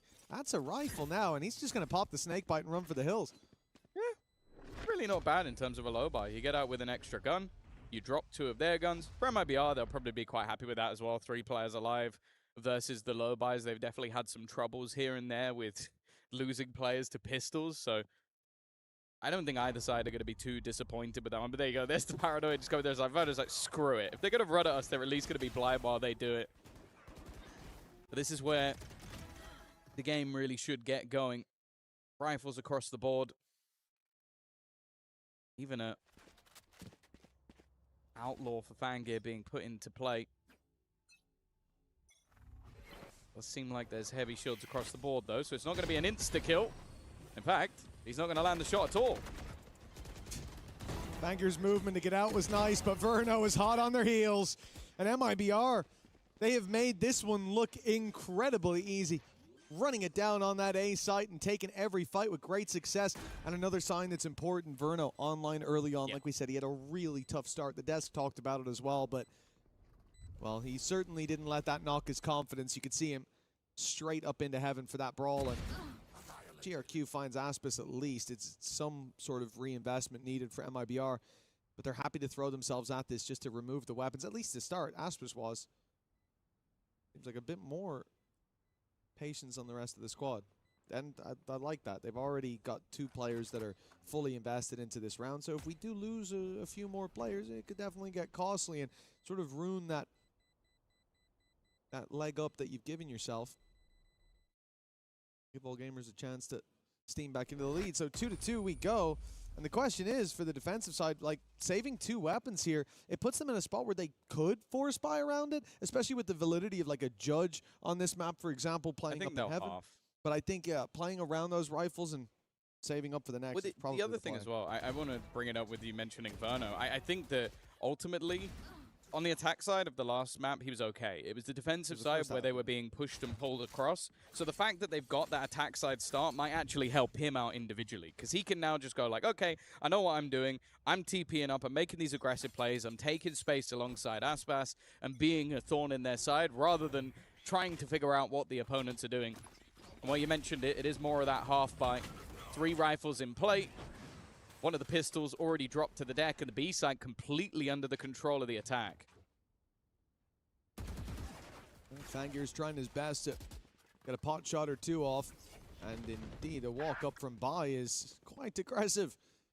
Being caught by Aspis for free. Of course, when you have those pistols, sometimes you try to take your timings, try to catch someone by surprise, but that hasn't worked out this time around for AllGamers. The 2 rifles that they've got left, a decision perhaps you could carry them through to the next.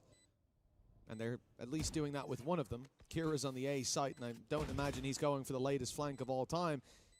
But for Fangir, he's been good every time. He wants to make it costly, because look at MIBR's credits. Already in an extremely good spot. Winning this round with all 5 alive is going to make this dangerous. The imbalance is going to be stacked against AllGamers. At least they carry that 1 rifle through. Yeah, and I also want to say I like the compositional switch that came out from MIBR, because obviously you look at it on the other side, it's not like they've reinvented the wheel or anything, but I do just look at these agents as comfortable. Like, I love seeing Aspas on the Jet. I think we have done for years. I think Zekon on the Rays also just gives both of them this more sort of aggressive tandem. I think Verno swapping, I believe, with Mizzino, like one of them now playing the Initiator. They do this anyway, with depending on what the Initiator is, but putting him onto the Omen, we already saw the impact that it can have, with him currently being 5-1 on the board. This looks like a very comfortable composition for MIBR. And even just some of the early rounds, the fact that Aspas is, again, he's taking that aggressive space with the dashes and the follow-up. It's very similar to the previous map, which worked great. Like, that was the bit of their gameplay that was fantastic, was when they get the entry, when they get these more direct plays, their execution is fantastic because the guy at the tip of the spear is one of the best entry fraggers in the world. Now, like you said, AllGamers have been having a lot of success off the back of these timeouts, but this one does feel a little bit more difficult because on the defense, how it's panned out for them so far has been, well, they haven't gotten to play strong retakes, barring those first two. They are constantly having to save. They're constantly having to call it off with 2 players left alive, even there in a 3v5, because they only had the 2 rifles. 1 guy's going to save. They haven't been able to avoid the early aggression with... Sorry, they haven't been able to avoid the early aggression at all, and they haven't been able to deal with it in those heads-up battles. Think about the A-site full buy. It literally looked like MIBR walked into an eco. In fact, I think it would have been more dangerous against an eco because there probably would have been more players there.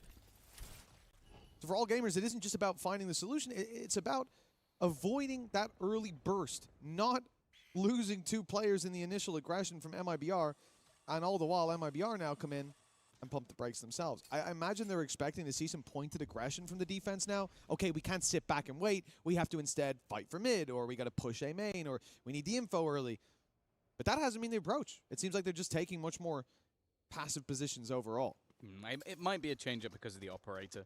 Gives you a little bit more of an avenue to find those opening picks a little bit quicker. Mid seems to be the point of call for Banger, and it's something that we're yet to see in this game. Already, he's been smoked off, but he does not care! He's just faster than anybody else. Straight into mid. Tex didn't even get a chance to blink, and he's already gone. The read they have, though, is wrong. The flash might just give the game away. Instead, the execution coming through from MIBR. This time, they don't have that tip of the spear. It's Zekken to try and fill the void, and he's gone down immediately. Shrimp doing well, and in fact, everybody stepping up to the plate. He's taken a lot of damage, though, but so is Mizzino. And now the opposite position. They sit and they wait, knowing Verno's in that corner, knowing that Mizzino is in main, but he can't afford to leave this. He is so desperately low. It's on to Verno. 5-1. A big step up from the performance earlier on, but he has to plant. Before that, he wants a pick, and that will be the end of him from what we can see. Fangir swung in, but the rest of the squad did just the same, and AllGamers, they managed to seal a pretty convincing round off. I'd love to see that from Tex's point of view. Because it's literally like there is a half second where he reveals himself through the smoke, insta hits the shot, and it makes things so difficult because then you have the immediate gamble of the 3rd player over onto the other side of the map, and then the flash that comes through that gives them all the information on the other side. Sure, though, those 2 players still had to do well, but you don't have that 1-2 punch of Aspas and Zekken. It was just Zekken that went in first and definitely became a little bit more troublesome. Well, Seekers right away. MIBR going for a much more pointed attack. The B side under threat. Kira had a rough time so far, and the Seeker seems to have sent him out of the site. He's now smoked off, and in fact, GRQ is going to come meet him. They want to play a full retake of this B site, and again, that has been the problem. When they try to stand their ground, MIBR washed them away. So instead, they'll look to fight back, which was really the upside for their defense on Lotus. They were very good at the retakes. Blade Storm from Aspas to deal with, though, could be a different story, and the Showstopper certainly will. Gets rid of any chance of having smokes on the retake. That's going to make it a lot more difficult. Denied the dog, but needs a little more. 2 quick kills coming up for the defensive side on the way back through. Even still, though, Zekken's there again, and because of that, he has a nade. Up above comes Fangir, but it's only the one. Trading evenly once again, leaves it close and down to just Verno, and he's definitely back in the server after map 1. Another high-impact round for the IGL. When he's 8-2 now, yeah, that's definitely a different flavor than what we saw from Verno starting out the previous map. As you said, it might change when we swap sides. That's where the pressure was put onto him, but seeing a slow start here would be even more worrying. Giving them a lifeline. In 2 buy rounds now, Verno has been the difference maker for this squad, and considering they've only got 4 on the board, Not 4 buy rounds, 4 rounds overall. It's no surprise that he's our highlight. AllGamers, right back in with a full buy. Right back in with the operator, but 3 players towards the A site, and it looks like, again, MIBR are going to play this very pointed aggression. It's why the op is such a good counter to this, because they're contacting so many of the early angles, but if it's in the wrong place, the rest of the squad will have to answer up. Kira does well to get one, but the trades firmly in favor of MIBR. It's back to basics. It's what this composition does best. You have the Jet, you have the Raze, you have a Sky for the flash, and you're in as quick as possible. Viper's Pit for the post, and this becomes an incredibly harsh retake, especially when you have an operator. That operator goes from being your most valuable asset to a weakness. And in the last round, they had a Blade Storm. Well, they don't have that anymore. Bai's trying to find a gap, but that gap is exploited by Mazzino instead. And for the remaining couple, do you want to throw the operator into this? You might just now. That's one, but that time is too far gone. It's a consolation frag and a lead extension for MIBR. Yeah, this is their way back through. A strong attack side already on split from MIBR. Some of the quieter players in that first half of Lotus finding their rhythm early on. And I guess looking across, though, for Fangir, for Aspis, definitely taking a step back, and it makes sense when you look at the Jet on this map. For Fangir, or for Aspis, sorry, playing on the attack side, but you look at it from the perspective of Fangir, things have slowed. And I do think that, in my mind, that's not so much a danger as it is, it's a matter of time before he finds that rhythm again. Wrong place, wrong time. That's been the issue so far, is when his operator was in position, when he swung mid, perfect. But it almost feels like he's reactionarily moving. So, okay, they hit B fast the last couple of rounds. Let me go B. Now they're not doing that anymore. 3 players walking up A. The spike about to rejoin the rest of the players on that side of the map. And sure, you get the early warning system of those sky flashes, but it only tells you that somebody is there. It doesn't go 5 players. They don't have a clue, so they can't gamble everything over. The deep position allows them a 3rd player, and while Zekken maybe a little audacious. Yeah, most definitely. And with Aspis down as well, it's a fantastic pickup by Bai.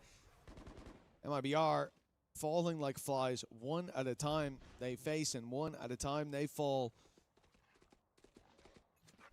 The rotates in.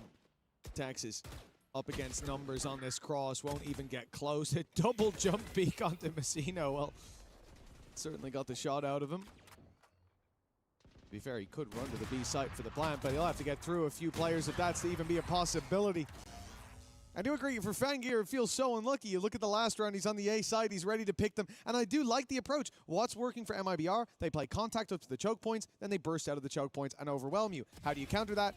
You hold ahead of the choke point with an operator. They walk into you, easy pickup. But Fangir's done that every round, and every round he's been sat there while his teammates on the other side of the map go, yeah, we got nade, we got paranoias coming, there's a dash. It's been an annoyance for him for sure, but he's still 7-5. And we see him there in the late round have success. Just wait till he's on the right side of the map. Maybe this will be the one. It's looking like more of a mid-press for MIBR. Of course, last time they played this map, it was the attack where they managed an 8-4 versus Leviathan. I believe that was in the qualifier to make it to this event.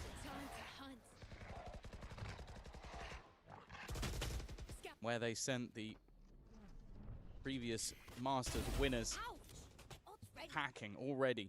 Burno, who has been the best player so far for MIBR, is gone from this round, and not only does that cause the problem of your top fragger going down, but also your smokes, your paranoia. Leaves you with limited utility with this double duelist, and we're right back to contact again, but that contact has a pop flash ready, and the pop flash has blinded a couple, but nobody actually reacts off it. I think that's going to give the game away. The smoke is delaying slightly, but this looks now like an A hit. The fake goes through towards the B site. That will keep them in position a moment longer, but it thins the herd for MIBR. And towards the A side, 30 seconds left. They still have to get past Bai, who has been a consistent menace for this squad. The snake bite stops the wrap around, and he'll catch the spike on the way across. Now they've got Kira to deal with and the TP from GRQ. 15 seconds to get that plan through, and both will be dealt with. MIBR looked like they were against all odds, but now it's back to even. Yeah, Kira could have just played the time, but I felt like an attempt to be a hero, maybe not realizing that Tex was still up above, and instead gave them a way back into the round. The duo that was so impactful over on Lotus. But can they drag home around? It's patient from the attack. They're not giving anything. You can even see it. Fangir is expecting a wraparound, fully looking towards the heavens. And again, the second the dash is sent out, Tex is there to punish. Every single movement ability that befooled his eyes ended up with the death of an AllGamers player. Yeah, great work by Tex as well. That backside hold. He ends up finding a triple, and then all the while waiting for the wraparound to come in. This round did not look like it was going to come even close for MIBR. 2 versus 4. A player waiting on the A side. The TP taken from GRQ. It was even a 5v2, no, because Bai was alive initially, getting picked off on the cross.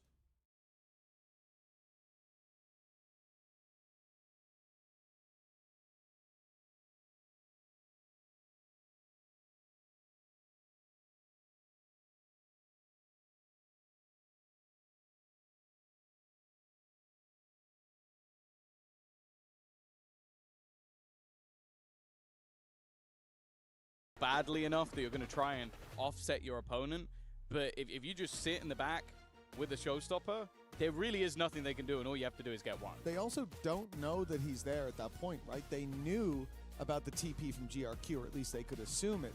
They knew about Bai, but they hadn't spotted Kira, unless I'm mistaken. And so even the showstopper activated, even just sitting there, there's a chance that they're so pigeonholed on the time, because it was like 10 seconds left to plant, that they just rush in to go for it.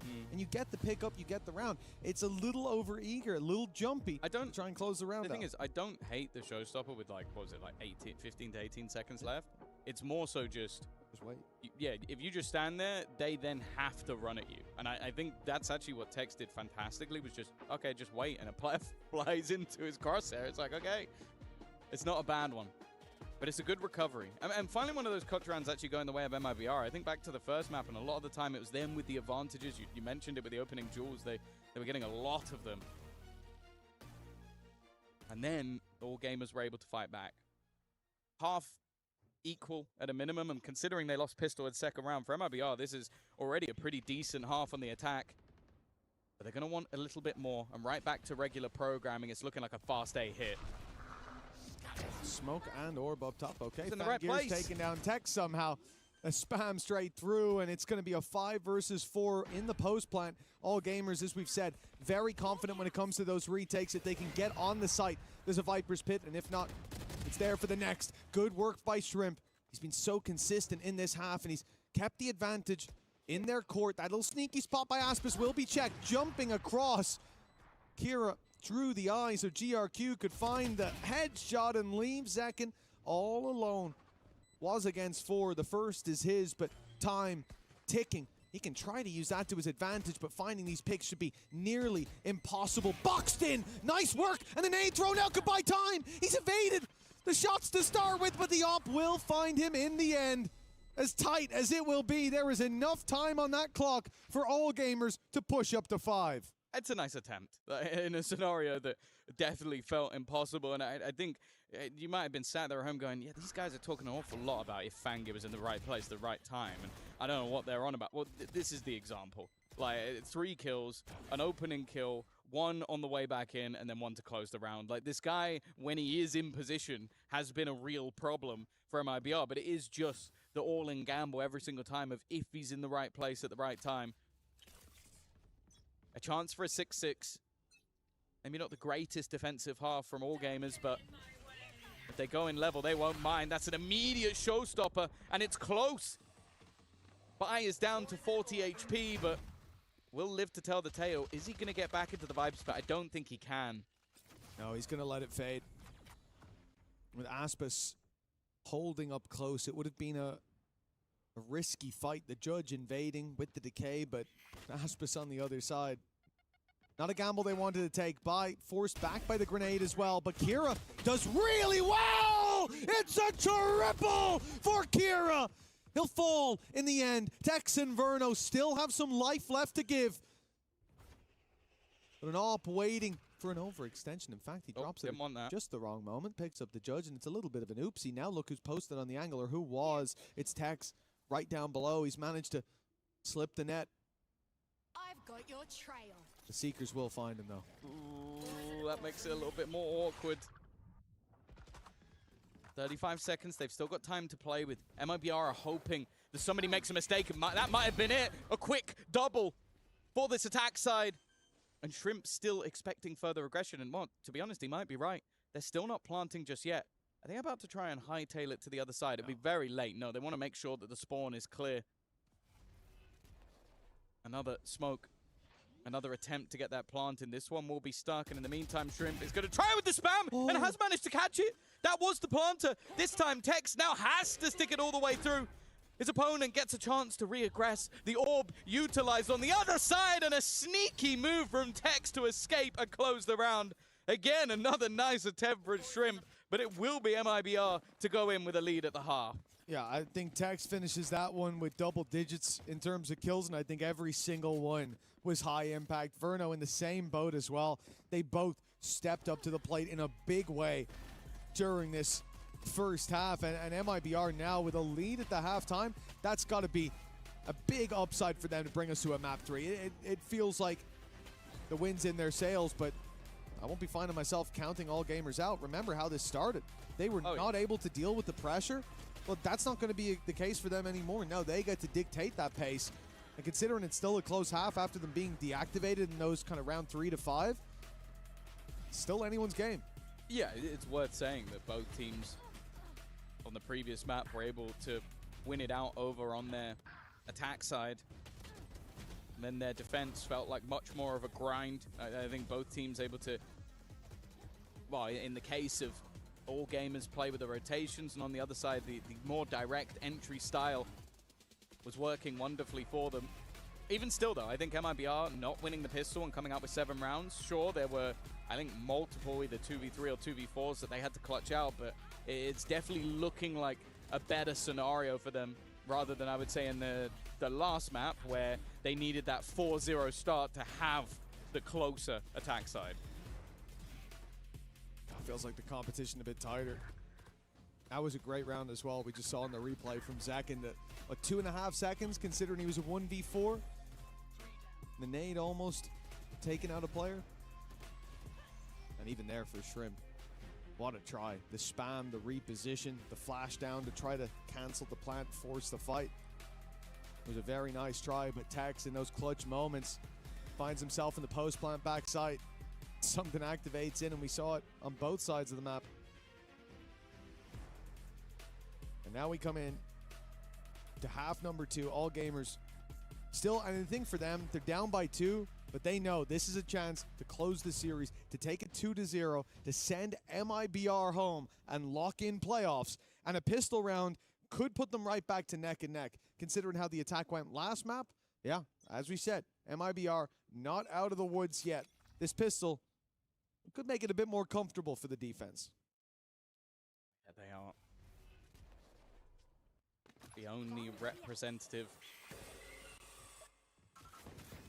of China left. MIBR look to join 100 Thieves and NRG. Maybe even G2 later in the day. It could be 4v4 in terms of Americas versus EMEA. Depending on how these two last games of the groups go. Zekken is already going to spot a couple, but this is a ruse again. This is exactly what we spoke about when it came to Lotus. You have what looks like an all-in play early, even give information to the other side, and then they have this slow walk-up. It's only going to be the one player. It almost makes me question, are they going to go back again? It looks like they are. This is like ruse on ruse on ruse on ruse, and I can't really blame MIBR for being in the wrong place. Yeah, they're going back. It's the same as what we saw on Lotus, Tom. AllGamers were pulling the threads, using MIBR like puppets. Yeah, there you go. You see it from Mazino go, okay, they are now on A, but now they have a backstab of their Rays and a second one in the form of Shrimp. Exactly. Normally it's Bai who's left behind to play those roles, but all they have to do here is delay. This is the problem, though. If MIBR do go direct, if they go quickly into the site, those flanks won't matter. The position, at least, of the plant is for Heaven, but Aspas and Tex clean up the site immediately. GRQ trying his best to slow them down. The Heaven position needed from Shrimp, but he will not find anything. And MIBR, that's what I said, right? They're grouped up. They're in that clump. So when it comes to the retake, they're not waiting for the guy that's coming from the south side, that's in sewers, the flank. They don't care about any of that. They're ready to go the second that they get to the choke point. I really like that as a pistol round from MIBR, because that was their major problem on the last map was they've gone this way, then that way, then this way, and then I've rotated through spawn and I've been killed by a late flank. They then implanted a player on B. As I lead B, I get killed by that guy, and then it's like, okay, now we have a 3v5 retake. Instead, okay, all 5 of us wait somewhere in the middle of the map. We then rotate all together. Even if we trade 1 for 1, we come out far more even than before. And then in this case, Aspas hits 2 immediate headshots on the players holding. They are now the panicky team and not us.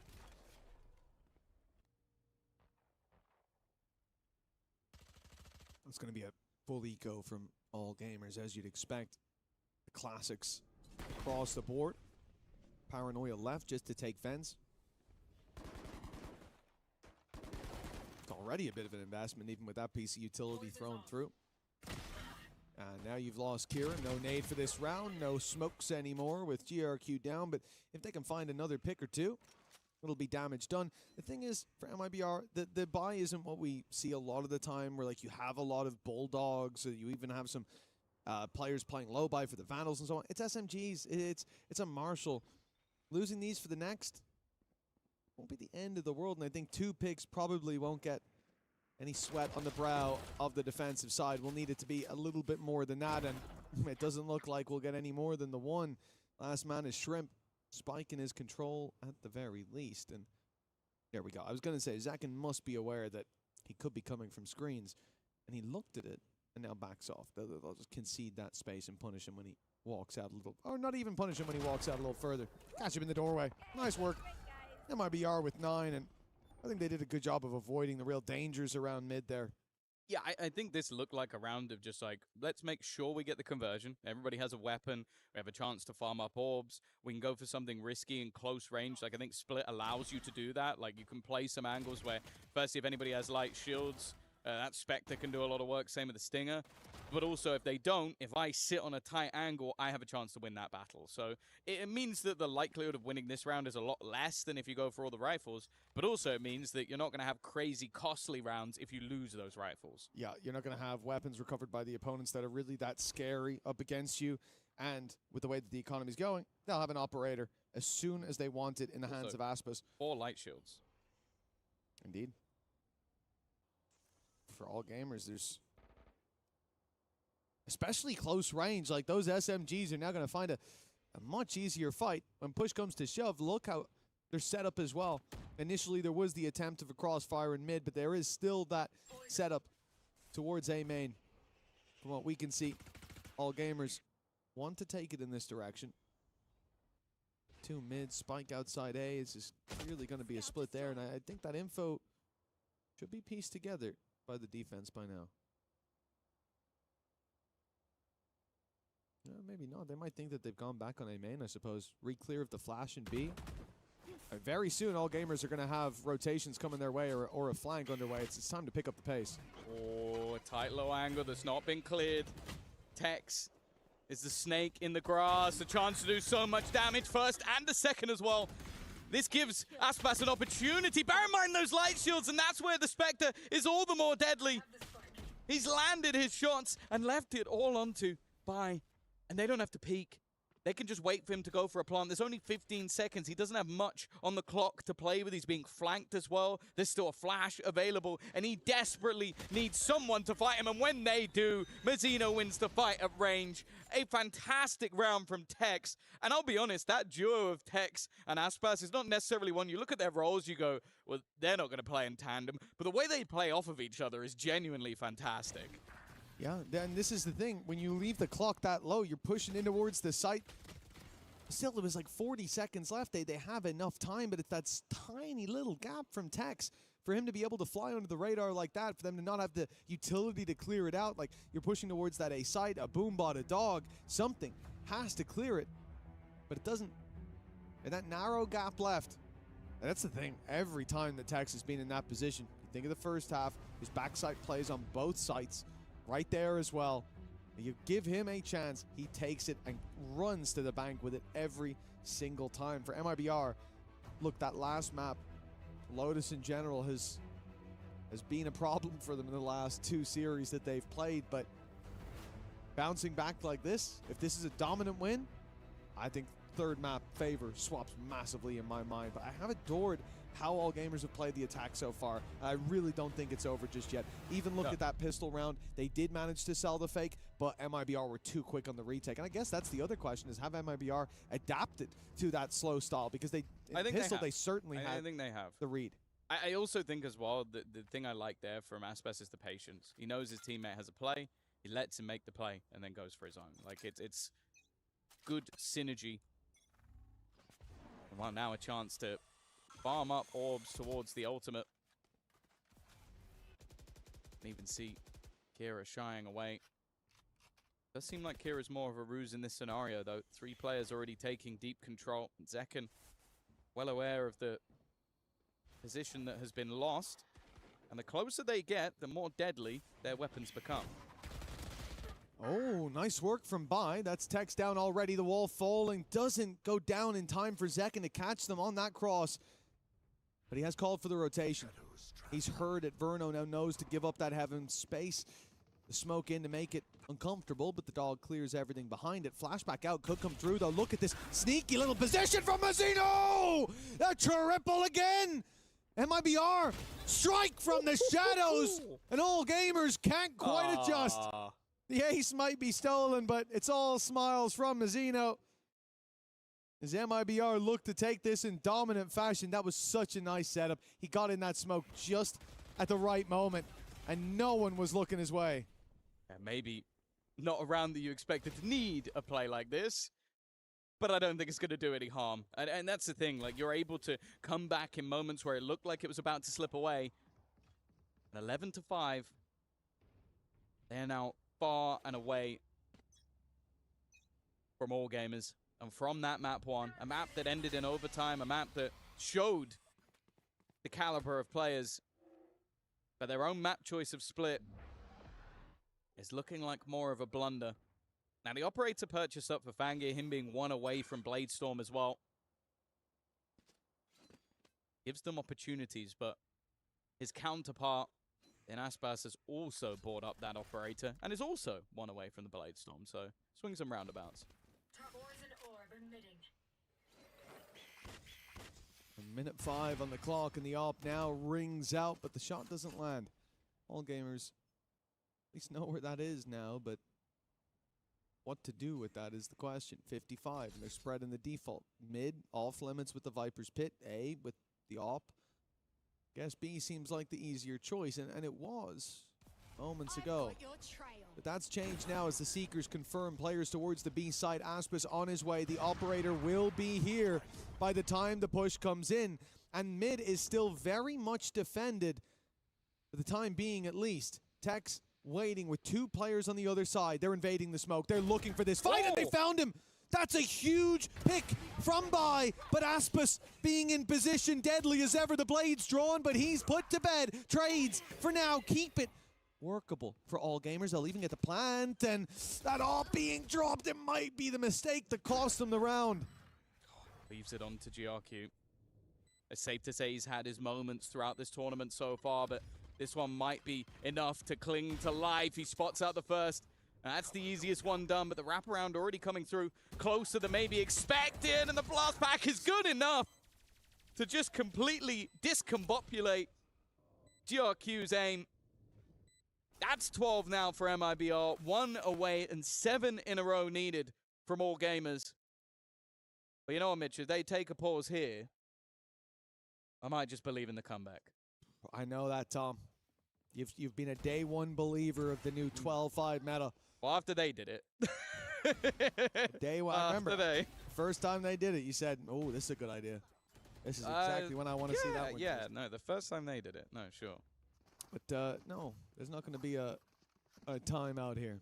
No moment to breathe. Instead, perhaps Ascent is on the horizon for MIBR. What a resurgence.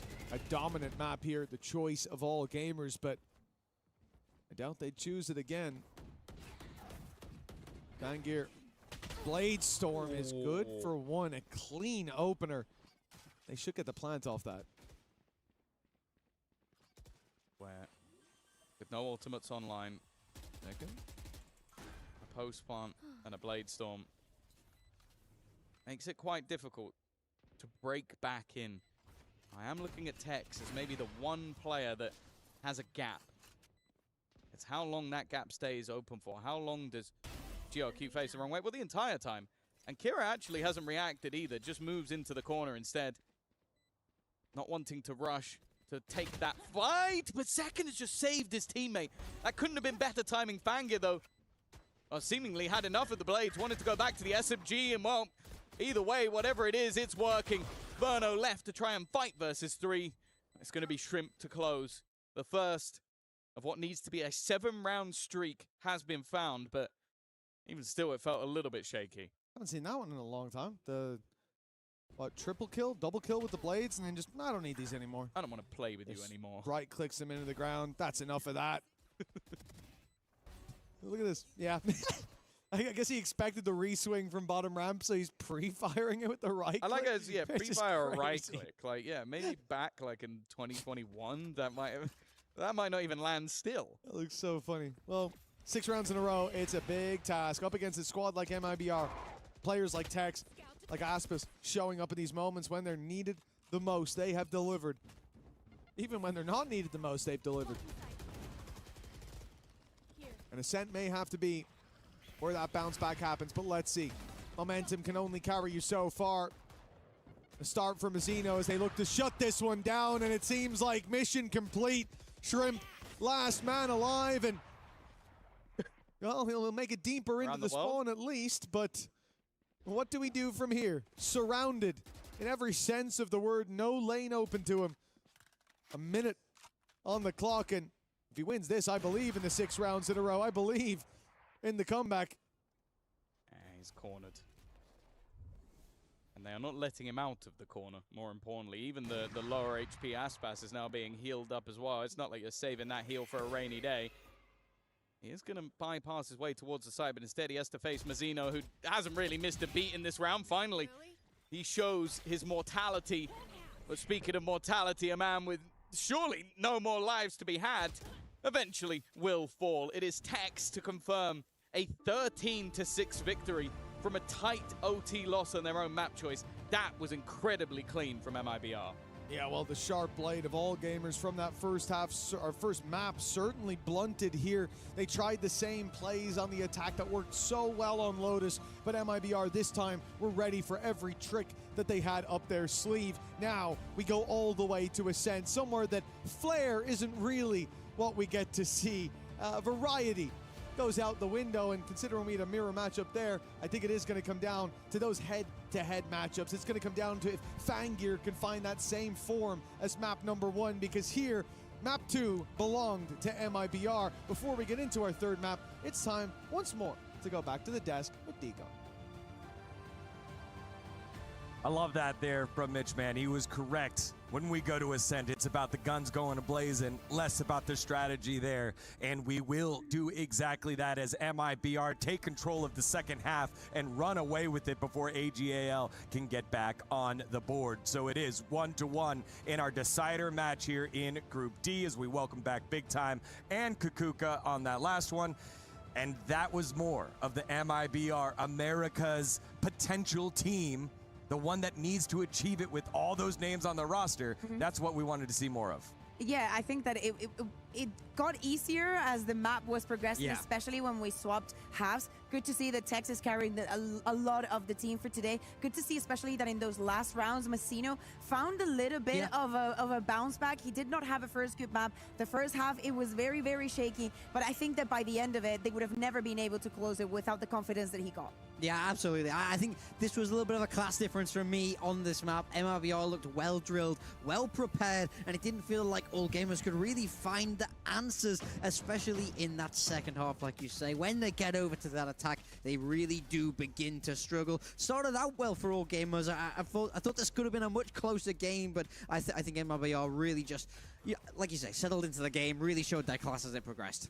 Yeah, I think as well, when we were speaking about this last half that we were seeing and how dominant MIBR was being, we think about the flooding, right? Think about literally the last round that we saw being incredibly quick in not letting them set for postline, barely even getting the spike down, if they even managed to get up to that point. Difficult task also to keep the mental in, especially with how back and forth this map also started for both of these squads. Yeah, I think also, I love the comp in general, but I like it a lot more for MIBR. When we look at who's able to play what, it looks very, very comfortable. Aspas, Jet, Second Rays, big names, but all the supporting cast comfortable. You know, we spoke before, GRQ, he's having to play this Omen. Is it as good? And I will say, on this map at least, it didn't look like these were the most comfortable roles. I felt moments where there wasn't fluency with all of the utility, which is what you want to see. But when we move across to Ascent, fingers crossed that will be a different story, but it's hard to know. Yes, and on that Ascent, GRQ did play Phoenix, topped the lobby, 300 ACS You were waiting all day for this. You were waiting all day for this. The young kid GRQ on the Phoenix. Yes. I know Kira is normally the duelist, but please give him the opportunity to do so, because that's your tournament lives are on the line. We've seen what he can do.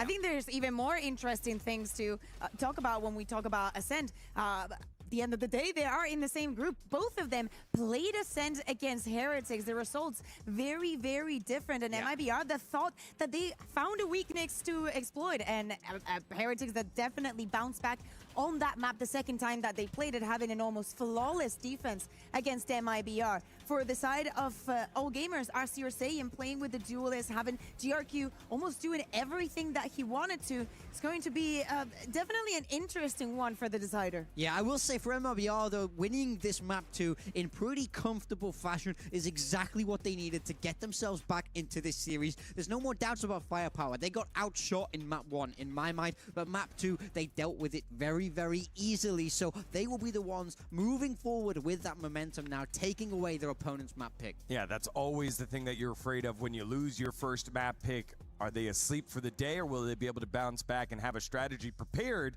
for the other team's map pick? And here on Split, the answer was a resounding yes by MIBR Los. They're going to go ahead and regroup as we have our elimination, not match, but map. This is it here for both these squads, and one of them will move on to the playoffs. One of them will go home. We'll find out who after this short break. You're watching EWC 2026.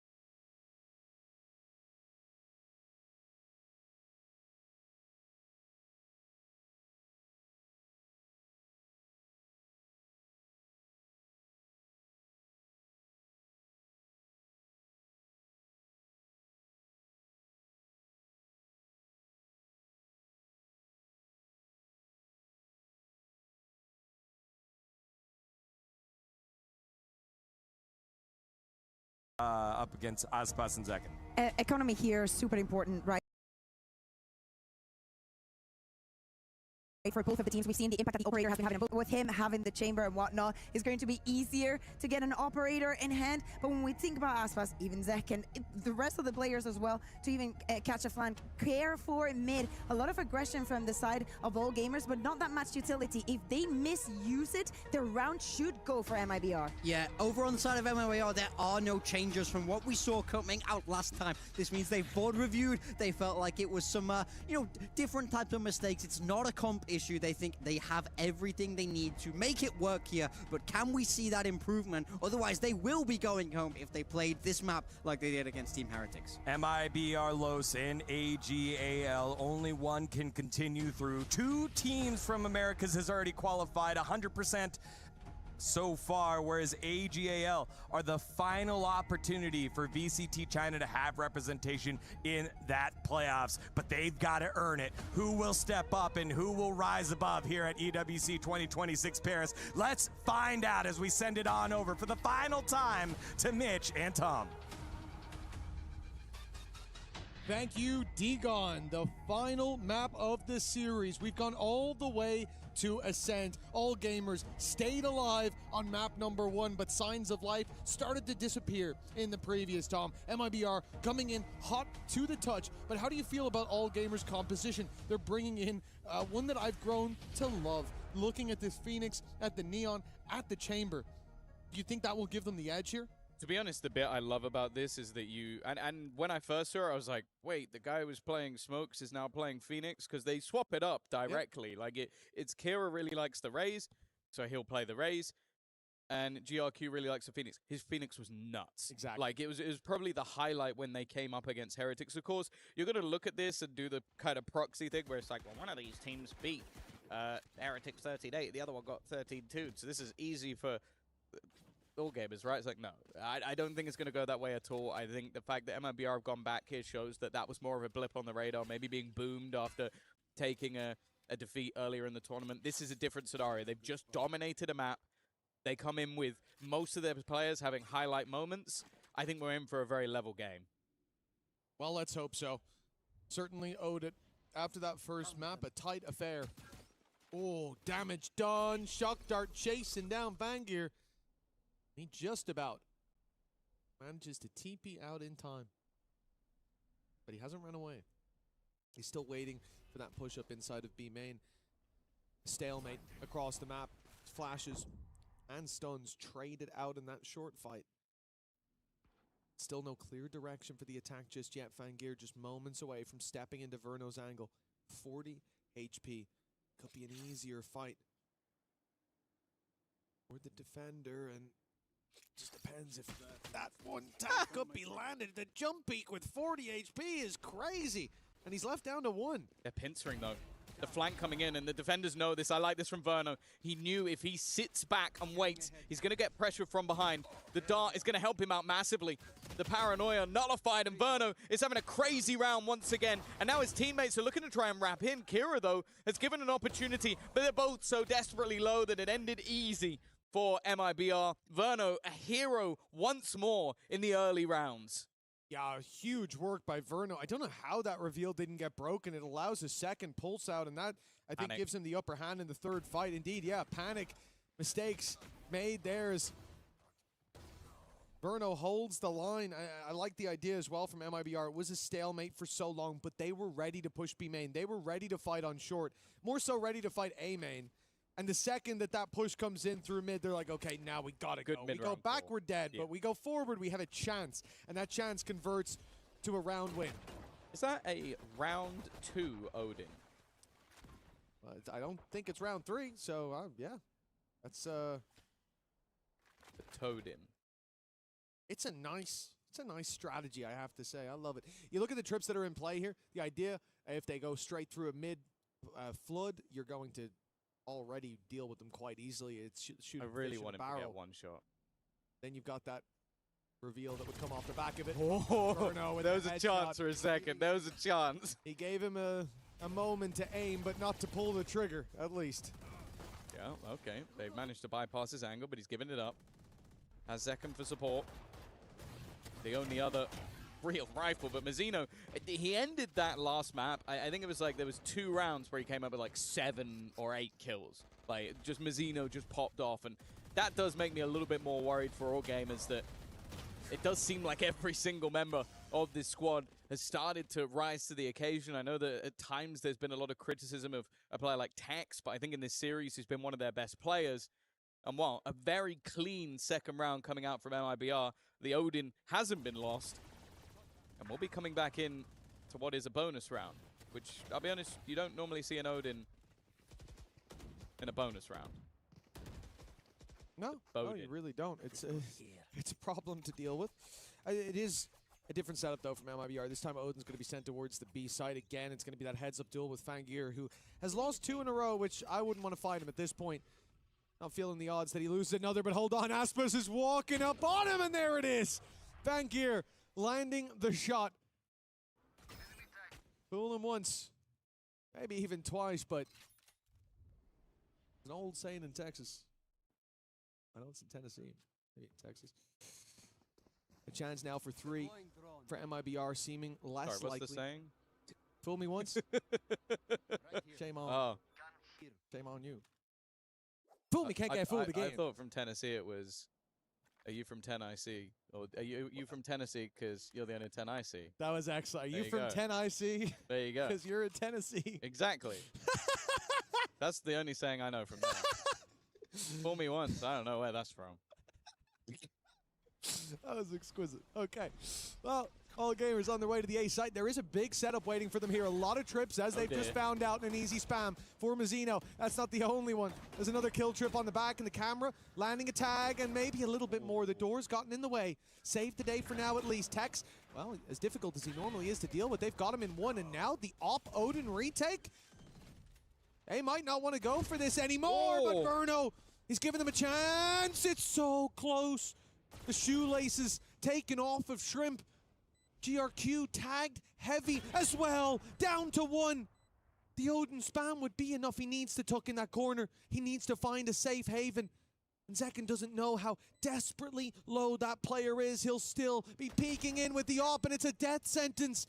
Verno, 5 and 1. The ult to deal with. He's found him to start with. The spam can take him down with ease, and now just 1. But the mag runs dry. AllGamers just about finding the round.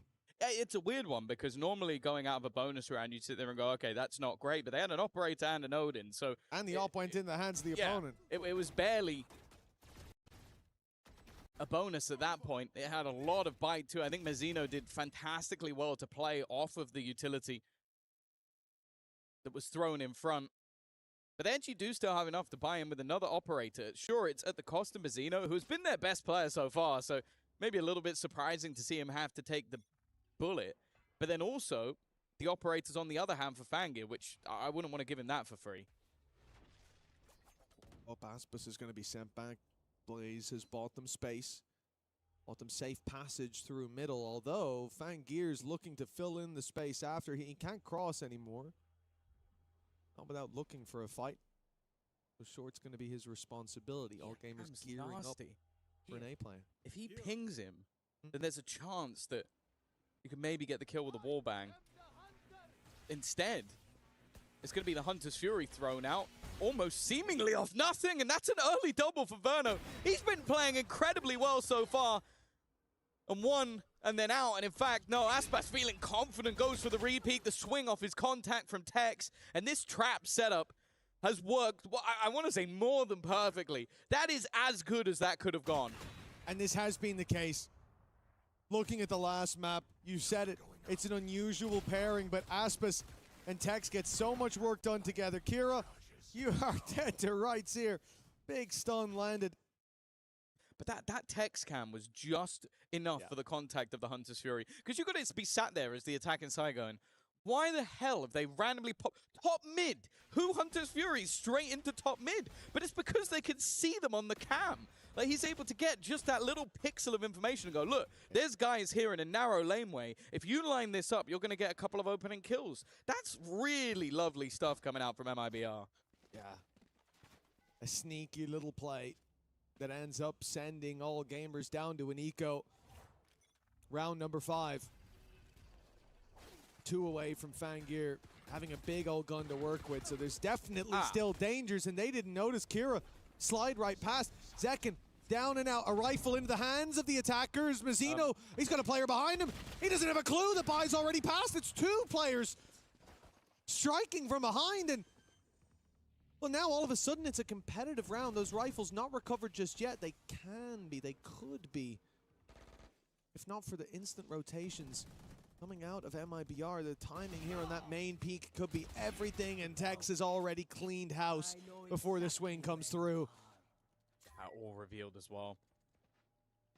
Looked like that was going to get seriously dangerous, and then Tex basically dropped in alone. Like, it was a little bit risky, but because they didn't have the plant down, he just looks for a timing. And unfortunately for AllGamers, I think one of the first players he drops is the spike underneath Balk, which as a place to drop the spike, it's about as bad as it could be for where the remainder are. Still, a little bit of initial damage coming out from the side of AllGamers, but this defensive side is looking good so far from MIBR, and you have to bear in mind, last time they played this map, they only managed 2 rounds total, so yeah, it's safe to say it's going a little better. Indeed. A 4-1 start, and the wind is in their sails now. For AllGamers, oh, that paranoia has landed, but it look like they're going to continue the push on MIBR, sitting back, sitting safe up against these rifles. Now, one of the things I'm curious to see, because Lotus, it was much easier to push and pull that map. They attempted it on split, but MIBR did not fall for it anymore. They had the responses, they had the reactions, and now here on Ascent, I'm curious to see how this attack side will shape up. We've had a lot of failures here with the slower plays, and now an attempt to start with a bit of control towards the A site, late move back in the other direction, but again, MIBR haven't moved. They are sat still. An operator in a position that I don't think they could have ever expected. The angle onto GRQ and a big player removed. Still the Cypher setup to push through as well. Yeah, they've got the TP to the backside if they need it. There goes Mazzino. That will now be a 3rd player defending this site, and a question of whether or not they want to fall back. No, they're going to try and pressure into what is now a pretty hefty setup. In fact, I think Mazzino even cancelled. He was like, you know what? I'm going to TP, then realized that Aspas has already rotated in and went, I don't need to. Let's hold up the other side of the map just in case. A player tagged up as well. They know exactly where they are, and they've got 20 seconds, Mitch. Well, I think Mazzino would have committed that TP if not for map number 1, if not for the attempts in map number 2. Like, you see that push, you see it stagger for a moment, you think, okay, but the others are outside my site. I'm going to fake the TP across, they'll push in, we'll clean them up. This time it was a more direct play from AllGamers. The problem is, as they decide to save, they're not allowed to. Zekin, one side of the trash compactor as the walls close in, a couple seconds left, and I guess we'll never know if he saved the weapon. That's how it goes sometimes. That's life. They did celebrate very quickly, so I'm going to assume they killed him. Hi in April. I'm going based off purely celebrations. No one wants to hear that. Yeah, see? See, there you go. No, we know. I guess we'll never know. We know. He doesn't have a gun. We definitely know. Might drop them. See, as said, my read of body language and celebrations. Oh, yeah. It's possible. Right, Drop cool. it to teammate. Yeah, Anyway, moving away from Mitch's idiocy. 5-1. Defensive side building. And now those pauses that we spoke about in map number 1 become imperative. They need to find a response here. Sure, versus Heretics, it was a pretty horrific attack side and coming out from MIBR, and a great defensive side on the other side of things, with both Shrimp and GRQ having a performance to remember. But as of right now, they're getting shut down before the round even seems to get started. Like, they're looking to try and take control. They're failing. They're looking to try and almost sell fakes. It's failing. They can't hold on to mid. They're losing it to the operator and set trap plays.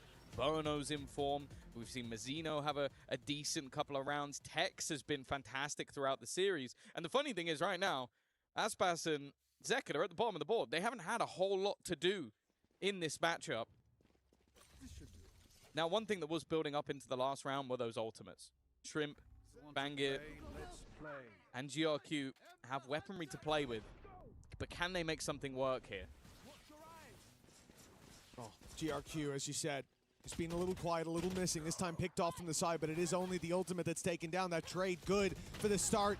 But enough to finish. Aspas has opped him through the floor. The convergence path goes through. The spam is fantastic, but hold on. GRQ and Kira, they've got some life left in them. Caught by the ult they might have been, but they fired back at the start. Now it's Kira. Alone, he was getting some great shots in that first. Look at second, so quick to walk through. Kira could never expect that level of aggression. And for MIBR, a 6th round locked in. There was definitely a bit of danger there, but considering the ulti's thrown by the other side, that's just fine. Yeah, they throw in the running back even while not having a weapon into the hands of the player using it, but it was basically just take space, try and trade. That wallbang shot that came out from Aspas is just disgusting because Zekken is dead. If he doesn't hit that, he's dead, and he's the guy who ends up cleaning up the rest of the round.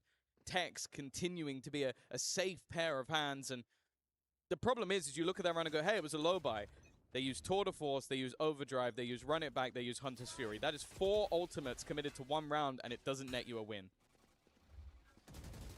That reveal, sending him scurrying. Look at the push up from Aspas. Aggression cancelled by AllGamers for a moment. Now they start to fight inside of B main. Aspas loses his TP back. He's a player pushed out on short to help him. The drone is going to send him flying. Dash out, but now look who's stuck in mid. Mazzino has to stand his ground, has to stand tall, and that he does. A double kill on the Phantom. They were so pigeonholed on trying to deal with Aspas, they forgot that he might have had help. Even still, that is Mazzino over-delivering. Yeah, 100%. You're supposed to keep him alive. Instead, you've taken 2 bodies in response. That's got to be infuriating. As said, this is the best we've seen MLBR look so far this tournament. Sure, they had those blowout games initially, but everybody can have a round, can have a moment. And that's exactly what they're doing now. Aspas, the man who was saved, has dropped the spike into middle. The remaining 2 players are running around like headless chickens. They're having to try and just get that spike back, and instead they are caught from every single angle. 7-1 in the lead. MIBR are running away with this. Yeah, things have really changed since that first map where throughout the entirety of it, AllGamers were competing, or even at times, especially on the attack, looking like the better squad. Lose opening, down. win round. That was how it was going every round. It was, I think, +4 overall for the team, but you had 2 players combined, +10 in opening duels on the side of MIBR, and they lose that map. It was Aspas, it was Tex, putting up numbers. AllGamers dealt with it every step of the way. Now GRQ goes on to a favored agent, and still, we're not seeing that flare. Well, the reason it was close was because Mazzino was 0-6 in opening duels. And now he's in the argument for being their best player. Like, if you talk about a turnaround, he just single-handedly destroyed them in that last. And, well, when you're 7-1 down and this is the purchase, no ultimate still. And look at the pressure that's being put on. They've eliminated Fangit. Now, what I will say is that is the delivery of a fairly hefty upgrade in terms of weaponry. They get to keep the rifle and then get given an operator. I don't think that trade was worth it. No, normally you're going to see players drop that up first, go in with the shorty, and then refract back. Of course, Aspas is feeling it at the moment, is the best explanation I can give. 7-1 up, but a little bit overzealous. Up against an eco, downright silly. But that's Great what happens delivery when you've got this. though. Oh, yeah, absolutely. Honestly. That's Aspas delivery. You'll get more than you bargained for. Problem is, they still need to push out through this, and breaking in with the operator of all weapons might not help all that much. The Odin on the choke. The spam from both players catches by. He tried to slide through, but so many bullets came his way, it didn't matter. GRQ having to recover. Another spam! 2 players through the smoke on this initial push. GRQ tagged low again, even after his heal. He's on 23 HP, and they've barely any time left. This plant should be impossible with an Odin still in play, and it will be. Time running dry. And chances for AllGamers are running out. 8-1 in the lead, our MIBR. I always find this when I watch Verno that he looks like a player above his age. Like, because in that moment, you could forgive him to go, oh, if that guy's fought like 3 of my teammates, I can probably just go in and kill him. But he's like, nope, I'll wait 4 seconds, and then it's like 3.7 seconds. He's like, and now I'm fighting. Because I know that he can't plant the spike anymore. I'll just sit in the back line and make sure this round is over, and then I'll be a little bit greedy with the kill. It's just smart stuff that basically makes it impossible for GRQ to get anything. Sure, he's got that run it back online. They have been farming up those orbs from all the way through the game, but we are yet to see that same heroic play that he was pulling out versus Heretics. After a very competitive first map, it does feel like these last two have left something to be desired from AllGamers, the last remaining hope. From CN, here comes the ult. From GRQ, it's delayed for a moment. Flash lands nothing, reveal is there, and it's shut down right off rip. Dive through, bye-bye, no one's with them. And bye-bye indeed, it seems, to AllGamers. We need someone to step up to fill these shoes as players drop across the board. Zekin's on 10 HP, and he survived that fight. Shot back for the kill, and with 9-1 on the board, is there any hope left for AllGamers? Okay, that is the second round I've now watched where Zekin 100% should have died. He was So, dead to but rights. bear in mind, they knew he was in that corner since the run it back. So that was when they still had their entirety of their team online. They then peek him from short as well, while swinging him at the same time. He ends up with 3 kills, and then the fourth player that runs in just goes, nah, I'm killing him, and just runs full swing and it gets killed by Aspas because he's so tunnel visioned in on just getting a singular kill onto Zekin. Just look at the scoreboard. I think the bottom fragger right now on MIBR has 9 kills. There is nobody underperforming. And this is the team that was promised. This is why at the beginning of the year, you're almost laughing at the fact that Zekin has managed to go and join Aspas on the same team. You're almost looking at the fact that they've held on to Verno and built this superstar-studded roster. And it's not quite delivered, but when it does work, this is what you get. It feels like they are fighting a literal war. And everything they do, they just run headfirst into it. That's been the same for the last map as well. Like, that first half was close. It was a chance to be 6-6 if I'm not mistaken. And then we swapped sides and MIBR ran away with things. Now, on this map, GRQ, look, he's top fragging at least. But I did think that, like, I liked the comp. I liked seeing them play last time. I think GRQ especially is a huge step up, and he wasn't bad so far in this series. So you imagine that ceiling's going to raise. Fangir, map 1, looked better than Aspas, which is one hell of a feat. But now it looks like he hasn't even started playing.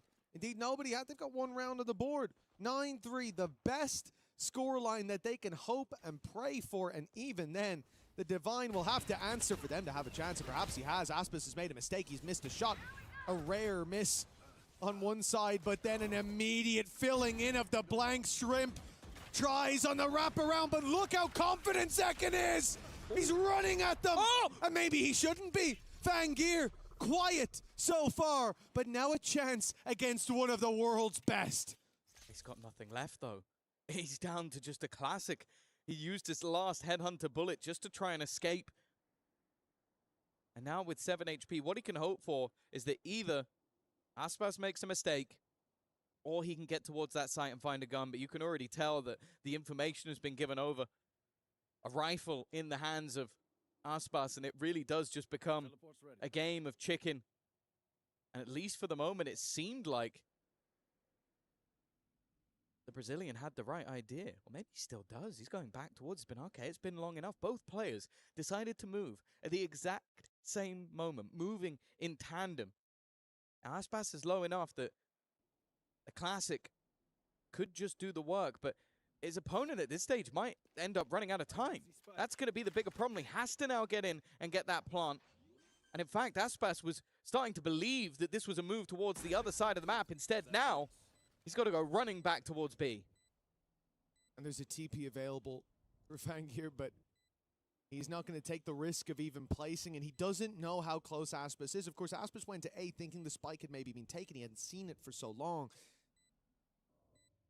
As time ticks away, the info not yet given away. Aspas, he'll break the trap. He'll step forward as Fangir swings in, and Aspas lands the shot, digging a hole deeper for AllGamers, burying them under round after round. This attack side, they may end the half with 1.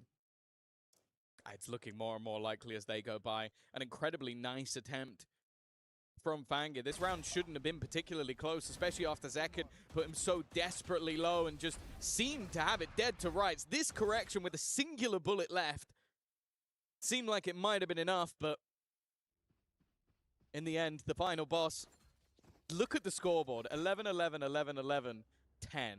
Like, there really has just not been a missing piece to the MIBR puzzle.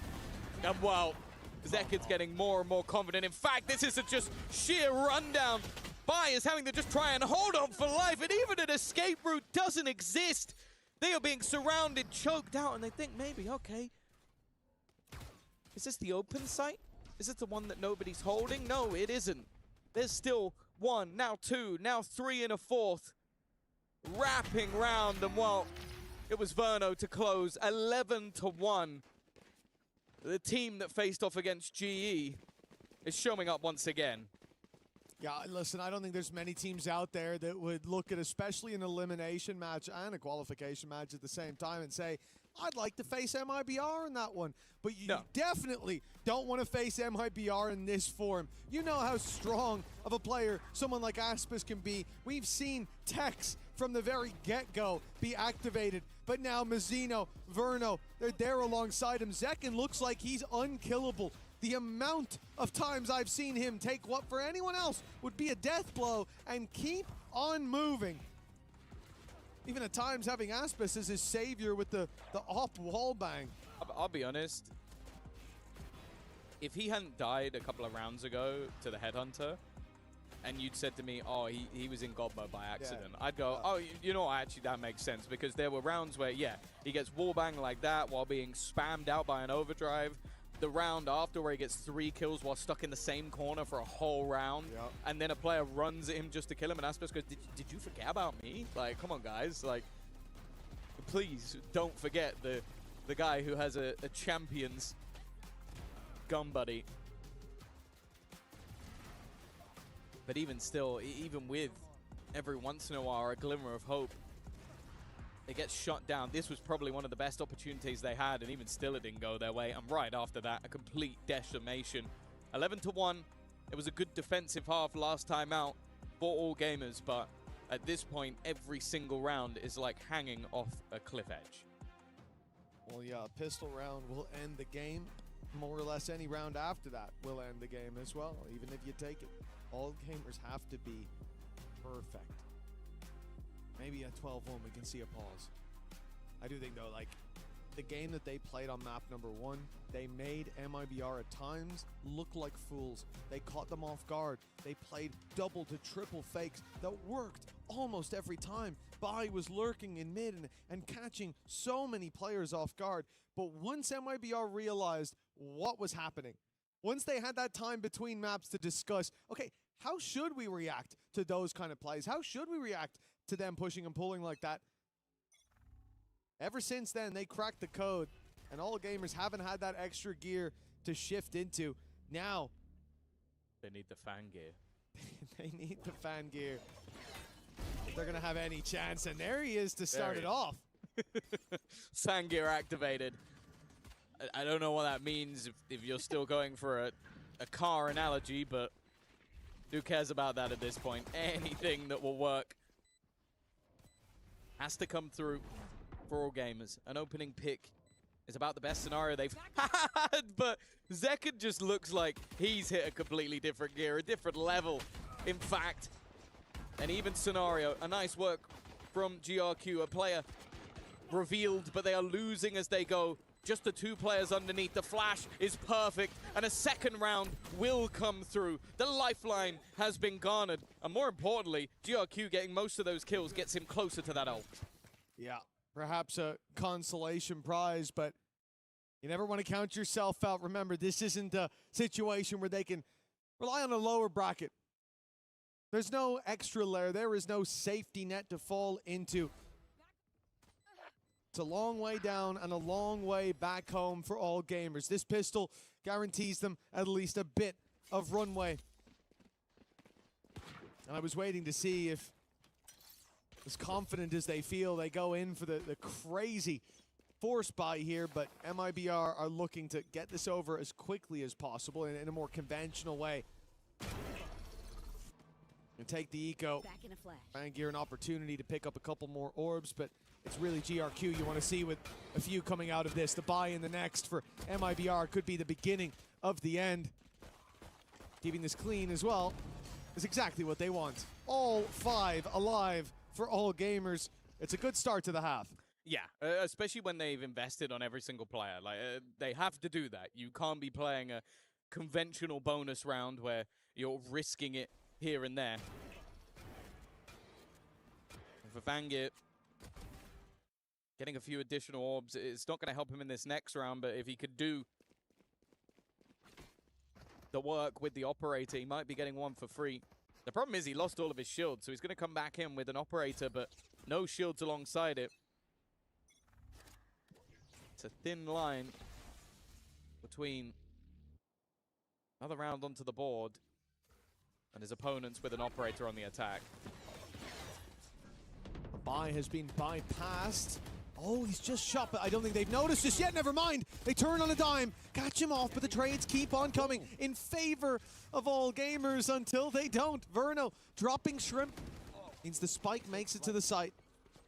Means a 3 versus 2 in the post plant. And there's not much to help AllGamers get back into this. The operator would love a pick, but I think they've spotted it now. They've seen that big gun. A paranoia for Kira can perhaps, in fact, it could catch them all if it's at the right angle, but waiting to get into position before it's fired through. It'll find one towards the backside. Clean pickup on Aspis, but Tex was not blinded by it at this point for Fangir. 11-3, you need the round, but the time should be too far gone. And by now it most certainly is with 2 left to get. It's all about orbs. It's all about punishing the attacking side, making it costly, but nothing to be found. No op saved, and 3-piece for Verno gets 12-3 on the board. The beginning of the end is here. Yeah, maybe he thought there was no way out, but I think at that stage, saving the operator holds so much more value than a singular kill. Like, that round was already over, and definitely mistakes starting to creep in a little bit more. I think Shrimp walking back into the site after they've already completely lost it, it just seems panicky. And you can understand why. Their tournament life is on the line. The last representative of VCT China. And it looks like America's might be getting one more team at least in towards the playoff stage. They are, however, a man up for now. Not a bad start. Man to the good. Zekin down as well, the immortal man. He bleeds. Finally. Early pickup, but still some weaknesses here. They're certainly not out of the woods. Paranoia Prime fired through, caught one, but not the second player. Luckily, Aspis is quick to get out of there. He heard a shot coming at him from behind and bailed. Bai's now rotated in to help the squad, and Spawn still cut off by Kira with the flank up by Fangir. AllGamers have MIBR boxed in with a man advantage to play with as well. This is looking set for 12-4. Yeah, they've got to run it back if they need it. GRQ sat at the back of the site, and that's exactly what he's going for now. Just try and make things even more awkward for them, even just a singular pick, but no, he's denied by Tex. The problem is, should now know that there's a decent amount of players at the back of this site. Aspas desperately low already, and Bai will hold his ground. The move towards the other side of the map doesn't even seem like an option anymore. They've only got 15 seconds to try and make this move, and although eventually we'll see a player lost, it's not going to matter too much, although, if he got that TP off, there was a chance at a plant, but Shrimp made sure it wasn't. Yeah, they just got there in time to take him out before he slipped into the shadows. Another opportunity for the streak of rounds for a legendary comeback against some of the best that the world has to offer for AllGamers. They proved themselves on map number 1. But this task, it seems too tall for any team to make 8 rounds against MIBR in a row from this point forward. Tour de force online for Fangir. I don't think he's going to be saving that for the next. I don't hear it popped. Yeah, I think with the fact that they don't have the credits. Yeah. Lose a player or two and the panic will kick in, but the Outlaw's perfect. Yeah, all of them are one shot to the Outlaw anyway, bar Let's accept Aspis. Interestingly going for that hero gun in this round. He's heard them right, he's heard them right, he's heard them right! Oh my god! What is happening? They were stepping for the last 5 seconds. The man's deaf. He's unplugged his headphones. It's a 5v3. And Aspis has gone by. The dawn of this series looked so bright for AllGamers. They pushed MIBR to the limits, but as dawn turns to day, a dark night on the horizon for VCTCN. They are going home, and MIBR push through to playoffs. It seemed like it was going to be a worrying day for MIBR with that first map. They had themselves in a pretty decent position, and then we saw the fight back from their opponents. But on map 2 and map 3, this is the MIBR we hoped to see here at EWC. A brilliant performance, adaptations in map